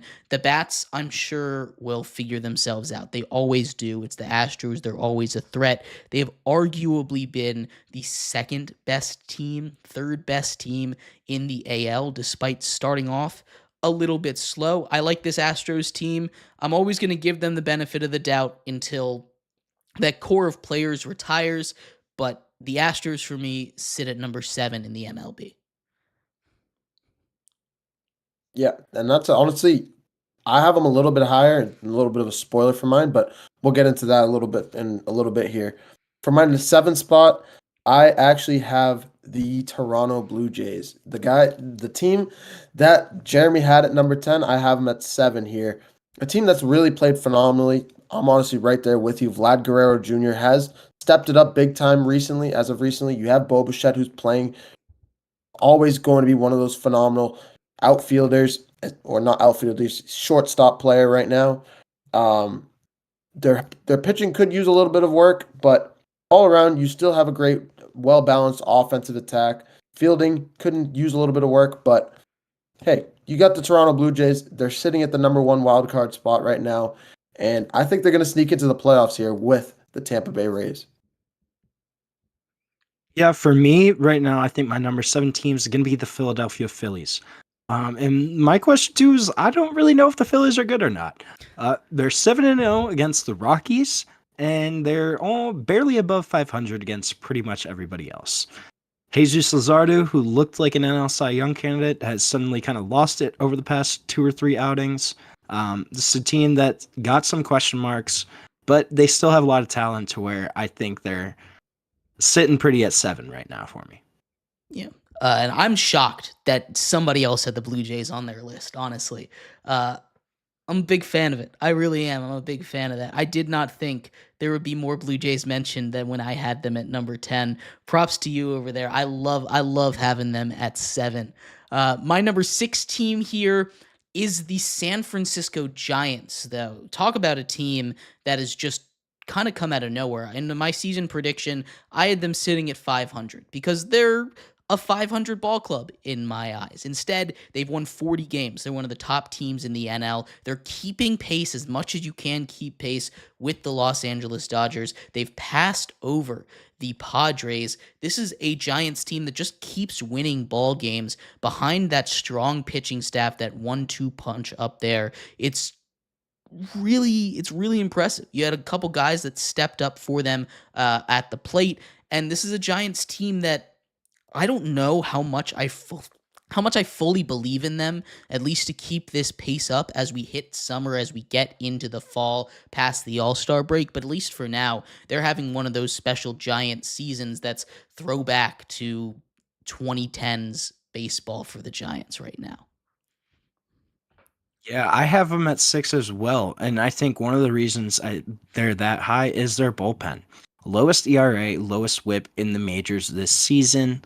Will they be able to keep that up? I'm not really sure, but at least for right now, riding that bullpen to 40 wins already is incredible for the Giants, and I think they kind of deserve to be up here. Yeah, Giants definitely deserve to be up here. In my 6th spot, though, I'm rolling with the Philadelphia Phillies. A team, I'm honestly just going to say the same things that you guys said, but the one thing I want to bring up is the injury to Bryce Harper is an absolute brutal blow to this team. Pretty much the heart and soul of their offensive game. They still have Nick Castellanos, a guy that has really struggled a lot this year, but when you look across the board, you still have Kyle Schwarber, you still have JT Realmuto, you still have Nolan Arenado. You have a great group of guys here that are not Nolan Arenado, Aaron Nola. I always mix up the two. When you look at all around this team, you have a bunch of guys on this team that are kind of their offense definitely is going to need to come together as a group, but some of they're just all around one of those teams that I'm worried. I'm definitely a little bit worried about. But I have them sitting in my 6th spot right now. It's probably going to drop a little bit before next week, but this is the first week of this. We'll roll with it. We'll see. The Phillies, they could, for all we know, jump up to number 2 next week if they really get on a heater, because they for sure have the talent to do so. There's no doubt about that. It's just we don't know which direction they're trending in right now. Getting into the top 5, though. Top 5 in baseball, I'm rolling with the Chicago Cubs. You talk about a team that just kind of everything's gone right for them. You have the Tucker trade really working in their favor, the way that he's been able to play. PCA jumping onto the scene as one of the best, not just defensive center fielders in all of baseball, although he is the best defensive outfielder in all of baseball. But what he's been able to do at the plate as well at such a young age, he finally put it all together this year. They've got the pitchers that are stepping up for them, although we could use a little bit of work over there on the arms. But the Cubs, they have probably and I hate to say this, the easiest division out of everybody. I'm a big Reds believer, but they haven't put it together yet with that core. The Cardinals, I definitely don't believe in, despite a hot start. And the Brewers are a whole nother mess right now. They always find a way to be good, but I don't know how. So I trust this Cubs team to take care of that division, but it's definitely not going to be comfortable. But the way they've been playing right now has just been insane, and I don't really see an end to it. It seems more sustainable than a lot of the other teams in the NL Central specifically to me. Yeah, I have them at 5 as well, actually. I think for a lot of the same reasons that you have already kind of mentioned, but the big thing here, PCA and kind of his ascension into one of the top outfielders, if not top overall position players in the NL, having a potential MVP type season right now. Just the way their bats have been clicking, the way this entire team has kind of been clicking, I didn't really expect them to be this good this point in the season. But Chicago can keep proving me wrong. I really like how this Cubs team is kind of made up, and we'll see if this offense can kind of keep it going, but it certainly seems like they can throughout the rest of the season. 100%. I'm rolling for number 5. I'm rolling with the Houston Astros, a team that's already been brought up once, but definitely you still have the core of Yainer Diaz. You still have Jose Altuve there. You have a great group of guys. They're definitely, their pitching needs work, and I think that is one area of work that they need to improve upon before the trade deadline. If they can get another pitcher there to increase that depth, that would be perfect for them. But in terms of their hitting, they're right up there with the Blue Jays, I'd say, in terms of how well balanced they are. They're great at fielding, great at hitting. They're really good at finding ways to win, and that's what Astros baseball has been about for the last 2 years or so. They've just been really good at finding ways to win. Right now, up 9-1 at the bottom of the 4th inning against the Twins. Just all around a great team. So I'm rolling with them at my 5 spot.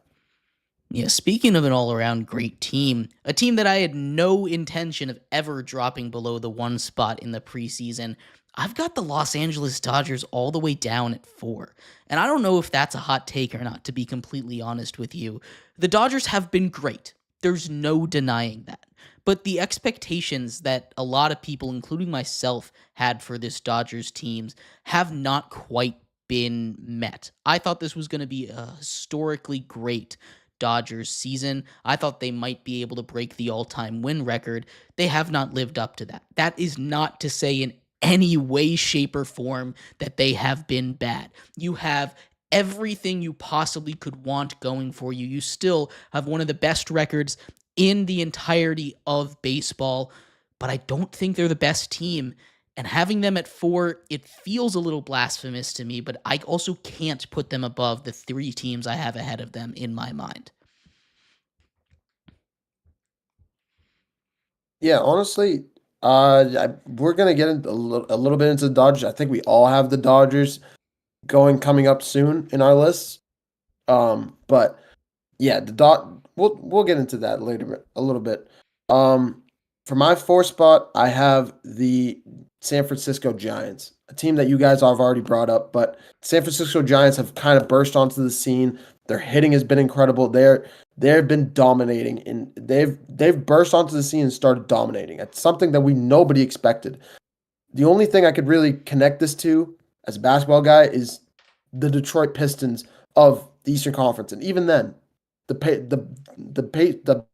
Pistons were not playing at this level in terms of like the way that the Giants are playing up in contention in the NL West, second in the NL West right now, right up there with the Dodgers.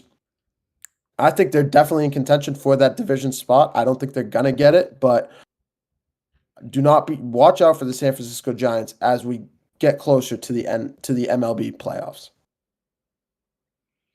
Yeah, in my 4 slot right now, I have the New York Yankees. I think this is a team that has kind of been interesting. They've been able to stay afloat without Giancarlo Stanton kind of anchoring that DH spot, been rotating throughout Ben Rice, Jason Dominguez, Aaron Judge. But Giancarlo Stanton seems like he may be making his way back. This is a team that's 16 games over 500 right now, playing really solid baseball. I think they're solid at the number 4 spot. Yeah, I've got the Yankees sitting at 3 for me. They're my number 3 team. I I'm so impressed with this Yankees squad, really. I counted them out with the news that Garrett Cole was going to be done for the season with Tommy John. I did not think the pitching staff would be enough. It has been not phenomenal, but it's been good. It's been more than enough. Aaron Judge is on pace to hit 400 right now with 55 home runs. That is ridiculous what he's going to do and what he's been able to do this season. This is a Yankees team that kind of lives and dies with him, but they've gotten more offense from other places. Cody Bellinger, that trade has worked out for them. Paul Goldschmidt has kind of revived his career a little bit over there. You talked about Ben Rice, what he's been able to do at that DH spot. It's been a lot from a lot of different places as opposed to last year when it was a lot from a couple of places. They still made the World Series last year. They're a dangerous team in the AL, and they're sitting at number 3 for me. Yeah, for 3, I think we flip-flopped. I had the Dodgers at 3 for me. The one thing right now is the pitching kind of question marks. Just with the health of that overall staff, you still haven't seen Shohei Ohtani take the mound. Blake Snell, Tyler Glasnow, both kind of suffering through injuries, working through those. So I think some of those question marks around the Dodgers put them at 3 for me. Yeah, for me, I'm going across the subway, and it sounds like I have the hot take of the group. I'm rolling with the New York Mets at my 3 spot. Brandon Nimmo has played phenomenal. Juan Soto, obviously being the premier guy on this team, the premier move of the entire offseason last year, pairing him up with Francisco Lindor. Sterling Marte has played phenomenally all year. Clay Holmes has made a big-time return for this team at 32 years old. This team is going to be, in my estimation, probably going to be in the NLCS and probably easily a World Series contender for me. For sure. I have him at the 3 spot. Yeah, I love that. I've got him at 2. The New York Mets are my number 2 team in the MLB right now. You talked about it. That we all knew that that lineup was going to be amazing, right?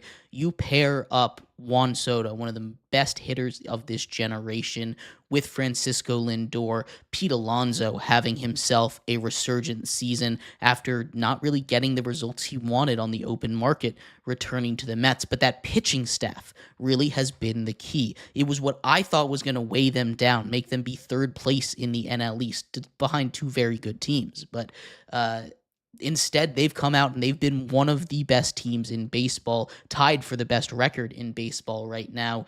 They are incredible. If that pitching staff can keep it up, which I'm still a little bit on the fence about, but right now there's no reason to hold any of that back. The New York Mets are the 2nd best team in baseball. I absolutely love how they've been playing this season. Yeah, for me, I'm actually going right across the subway to the Yankees. The Yankees are my 2 spot. We talked about Aaron Judge and Giancarlo Stanton. Aaron Judge is having himself one of the best years of his career in an absolute historic year for him. They're in an absolute barn burner right now with the Boston Red Sox in a 1-1 game at the bottom of the 9th. And we know whenever these 2 teams start clashing, it is always must-see baseball. But I got the Yankees at my 2 spot, and I think they're my AL team to make it to the World Series. Yeah, I'm going to go with a different option. I think the Detroit Tigers, despite all of their success this season, I'm going to put them at number 2. Obviously, they have outperformed all of our expectations here, and the offense has been incredible. Spencer Torkelson kind of stepping up and showing why he was the 1st overall draft pick. Zach McKinstry really playing well across 5 different positions for them. You look at the pitching staff, Tariq Skubal having another Cy Young caliber season. This is a Tigers team that is deep, that has outperformed, I think, even their best believers, the guys that backed Detroit to the max. I don't know if they could have predicted this success for the Tigers. It's been an incredible season. I wonder if they can keep it up, but right now it kind of looks like they can. Yeah, I mean, you talk about that Tigers team. I've got him at number 1 for a reason, right? Tariq Skubal is maybe the best pitcher in baseball right now. He's as long as he keeps this up, going to win his second straight Cy Young. He has been completely dominant over there for them. The bats have really stepped up, which was a little bit of the concern last year for them. But you see Spencer Torkelson, like you brought up, finally having that season that we had been expecting of him as that number 1 overall pick all those years ago. You have Riley Green, who's still there playing great baseball. Kerry Carpenter hitting the leather off of the ball over there. Not to mention Javi Baez, who's had a huge resurgence this season. Everything kind of has gone right for this Tigers team. That bullpen has been really good as well. There's not a lot of weaknesses you can point to. They're playing great baseball right now. I don't think there's a better team in the league than the Detroit Tigers. Yeah, it sounds like we're all together on this one with the number 1 spot. I got the Detroit Tigers at number 1. I want to put the Dodgers up there, but I have to put the Tigers there. The Tigers have played phenomenally. Tariq Skubal is going to win. Most likely is my favorite to win the Cy Young Award for the second straight year, and they have played absolutely phenomenal. They've burst onto the scene in the AL Central, and I think they're going to take this team. I think they're going to take it by storm. I'm rolling with the Detroit Tigers to win this one. Yeah, I had the Mets and Tigers flip-flop. That was my only thing. I just think the starting pitching staff right now of New York kind of been so dominant. They've only had 2 outings all season where they've had a starter give up more than 4 runs in an outing. That's absolutely incredible. And then you look at some of the bats that they have. Brandon Nimmo playing great. Francisco Lindor showing why he earns $300 million on this current deal. But I think from top to bottom, New York has just put together everything this season. That was kind of why I had those 2 flip-flop. I don't really think you can go wrong with either choice, though. Detroit obviously certainly has a case. Yeah, absolutely. I'll run through my top 10 real quick. Blue Jays at 10, Phillies at 9, Padres at 8, Astros 7, Giants 6, Cubs 5, 4 the Dodgers, Yankees, Mets, Tigers are my top 3. We're going to do this each and every single week. We'll keep track of it, see who falls in, see who falls out. But make sure you tune in every single Friday for that. We're going to take a quick break. When we come back, we're going to finish off our show, a little bit more baseball talk here. We're going to talk about a couple of teams in the NL that may or may not show, that may or may not have the kind of season that they're having right now for the rest of the way, as well as a little bit about the Brewers. That's coming up next here on the GSMC Sports Podcast.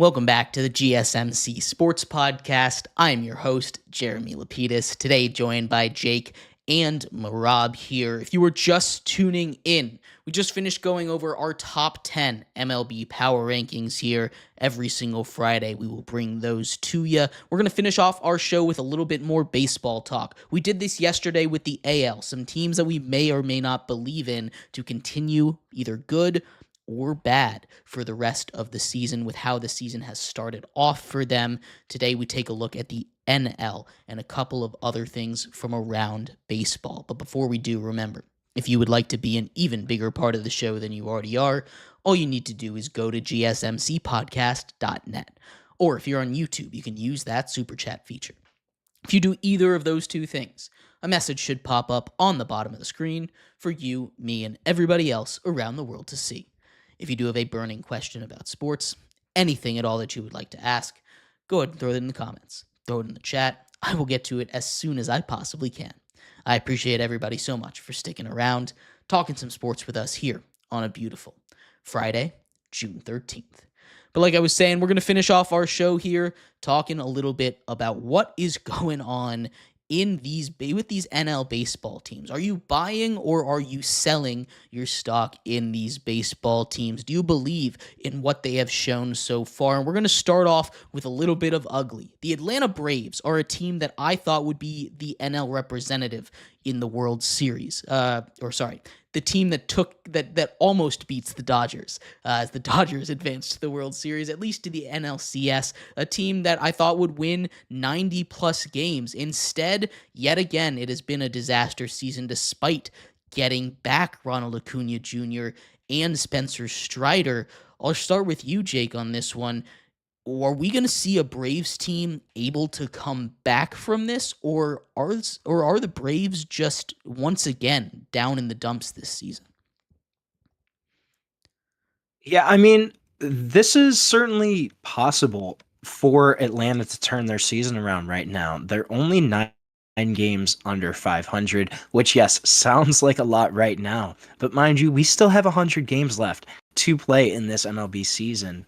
And the Braves just seem too talented for this to kind of keep up. You still have guys like Austin Riley playing well, but then some of your other bats, Ozzie Albies, Sean Murphy, really not playing well at this moment. So I think you're going to need a group effort here from the Braves, but this is a team that's too talented. You have guys in bona fide superstars, Ronald Acuna, you have Matt Olson, you have Austin Riley, you have bats there, you have the arms and Spencer Strider. I just think they're too talented. I don't know if they're going to be able to continue kind of slumping like this throughout the rest of the regular season. I think it's very possible that we see them kind of turn it around. Maybe not right now, but in the next month or so, I think it's certainly very possible that we see Atlanta kind of turn it up. Yeah, same question over to you, Mehrob. Yeah.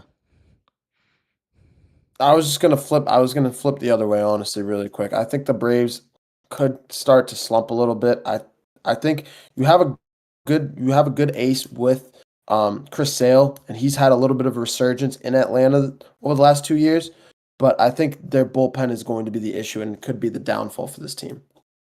Yeah, the bullpen's been a mess. AJ Smith-Scheuer, who was having a really good year, went down with Tommy John. The bats have not quite lit it up, but they get a get-right series against the Rockies now, and if they're able to take the momentum from the worst team in baseball, maybe string a couple wins together, I'm still not out on this Braves team. I think they are way too talented to once again finish below 500. We've seen this movie before, though. In the year that they made it that they won the World Series, they started below 500. They can go on a run here, but it needs to happen soon. Otherwise, they could start to sell at the deadline, which could be very dangerous. A team on the opposite track of them.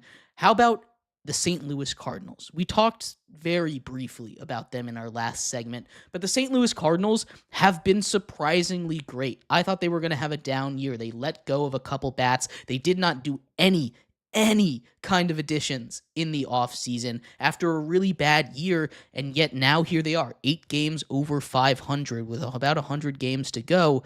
What do you make of this Cardinals team? Is this real, or are they going to hit a wall soon?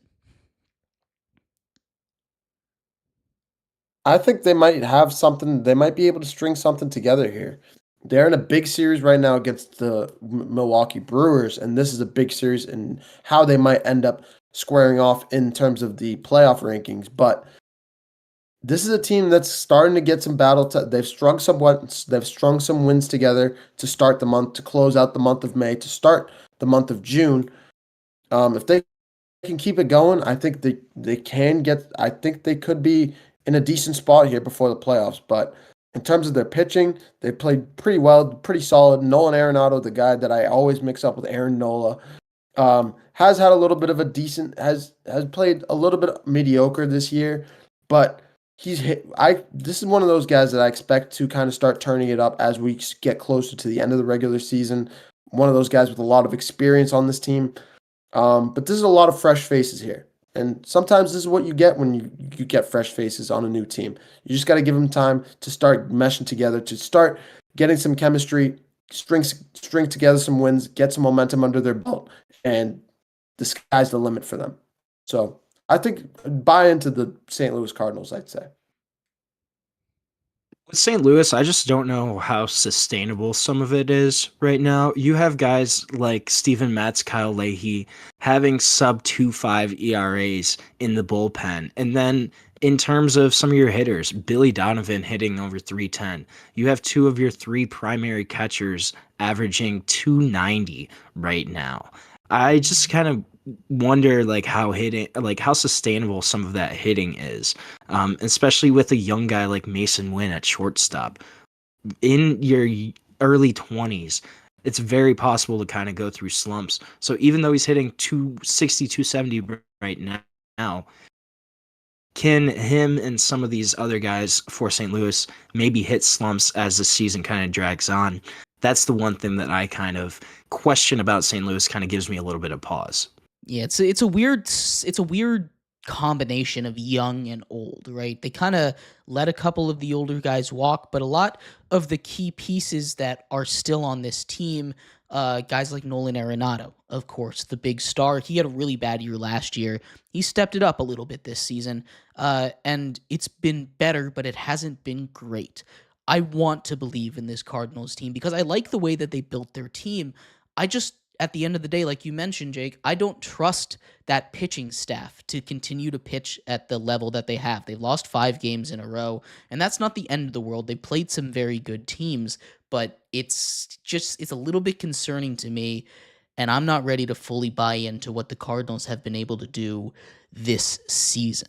Along those same veins, a team that has been really good as well is the San Francisco Giants. The San Francisco Giants, I think, overall have a better team. They've got more oomph to it. All of us had them in our top 10 in the power ranking here. Is this sustainable, though? Is this a Giants team we've seen go on winning streaks and losing streaks already this season? They're a bit streaky. Is this a team that's going to be able to finish out the season strong? Yeah, the one thing too with San Francisco, I think they have 17 one-run wins this season, 17 of their 40. And I kind of brought that up with another team in when we were talking about the top 10. But how much does luck play into that? Not really sure. There's got to be a little bit of a factor, though, when you have 17 one-run wins. And then, too, with the bullpen. Is that sustainable? Right now, you have the lowest ERA in the MLB.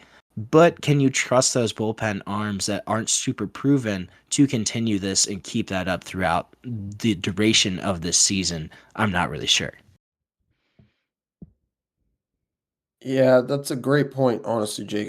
I think the Giants just had such a great start to the season, and they got their built it. And this is sometimes what you get in the regular with the MLB. It's such a long season. Sometimes you get teams that just go on great wake-up streaks, going from opening day through the first quarter of the season. They have like a 20-10, 25-10 season to start the year.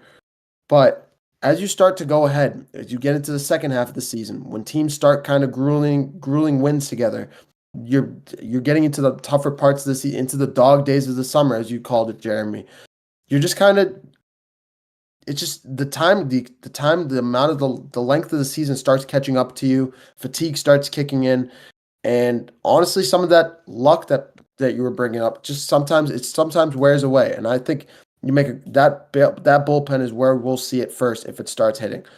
I think the bats will stay consistent. I don't think they'll get colder or warmer. I think they're kind of just going to flatline and stay lateral. But that pitching is definitely a big concern. I would sell on the San Francisco Giants. Yeah, the San Francisco Giants are one that I find myself going back and forth on because I think they're a lot more sustainable than the Cardinals are, no doubt about it. But when we talk about are they going to be able to continue to compete in the NL West, that's a different conversation. That's a stacked NL West. You have the Dodgers, you've got the Padres, the Giants are up there in that conversation. We'll get to another team in the NL West here in just a second. But this is a Giants team that I think can for sure make a run to the playoffs. But as far as being as competitive as they are with the Dodgers, with the Padres, I just don't know if that part is sustainable in their game. If it was up to me, if this was make the playoffs or not, I lean towards yes, but it's definitely going to be a little bit iffy because it's going to be a tight race, especially for that for the 3 wild card spots in the NL. I teased it a little bit here, but the last team that I've got on my list here, it's the Arizona Diamondbacks. They have had a disappointing season. Corbin Burns goes down with Tommy John surgery just about a week or so ago. Everything seems to be falling apart for them. Do we believe this team can turn it around, or are they just struggling because of injuries? Are they going to be able to turn it around this season? I really think they're struggling big time this season, and I think this is just one of those years that unless they can go on a win streak, they can go on one of those July streaks, one of those streaks that the Braves kind of need to go on to turn around their season. I think this could be the end of the road for the Arizona Diamondbacks. Time's just kind of running out, especially with August rolling around. You're going to be playing some tougher teams. You're going to play some divisional teams. You still got games against the Phillies. You got games against the Mets. You have a tough division already. And I think unless that Corbin Burns is going to need to have to turn it up big time. If he can, I think they'll be okay, but they need him to take the bull by the horns on this one because the Arizona Diamondbacks, I could see them kind of going 500 for the rest of the season. I would not be shocked if we saw one of those 500 teams, them being one of those 500 teams. Yeah, Arizona is certainly an interesting case because right now sitting directly at 500 pretty much. And then you have the Tommy John with Corbin Burns. Do they kind of decide to punt on this season? I think we're going to find out a lot about what Arizona plans to do with how the next month of the season goes. If they kind of struggle without Corbin Burns and the other guys around them, Corbin Carroll, some of those other pieces in Arizona continue to struggle, do they decide to punt and sell on the likes of Josh Naylor, Eugenio Suarez, Merrill Kelly, Zach Gallen? Do they try to get some pieces back for some of those rentals? Just because when you look at the core of this Arizona team, they're young. They still have a lot of room to grow. They kind of made that World Series when nobody was expecting them a few seasons ago. So I wouldn't be super surprised to see them kind of punt on this season. If the next month of the season goes poorly, they just decide to take a mulligan and try again next year, retool with this young core. I think that's very possible for Arizona. Yeah, I tend to agree. The pitching has not really been there. You mentioned Corbin Burns going down with Tommy John. Not just him. You also have Jordan Montgomery, who went down with Tommy John there. Those are two starting pitchers, bullpen guys that are huge for them, and they have the depth at starting pitcher to survive, but it's not really what you want. And they're a young team, like you said. They could survive, but they've now kind of punted 2 years in a row after making the World Series, and a young core only stays young for so long, right? At some point, you need to be able to make that big move, and I really liked what they did this offseason. They're still set up, but it's going to be tough for that front office to say we're going to sell at the deadline. I think, honestly, they probably sit pat, and I think you're right. They're going to be kind of in that race for that third wild card spot, but I feel like they're just going to be on the outside with the way that this season has gone so far with them and the key injuries that they're already facing. But outside of that, there is a lot more going on in the MLB, and we'll make sure to cover it as well as everything else going on in the world of sports in our later shows over the weekend with these two gentlemen. Make sure you tune into that. I will be back on Monday, but thank you everybody so much for tuning in to today's episode of the GSMC Sports Podcasts. We have been your hosts, Jeremy Lapidus, Jake, and Mehrob. Have a great night. Have a great weekend. Enjoy the finals games, and I'll talk to you on Monday. Bye-bye.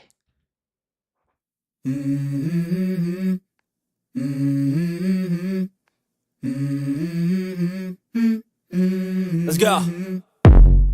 I wake up to a little bit of drool on my pillow, feel like it's gonna be a bad day. Yeah, I'm tired of shit.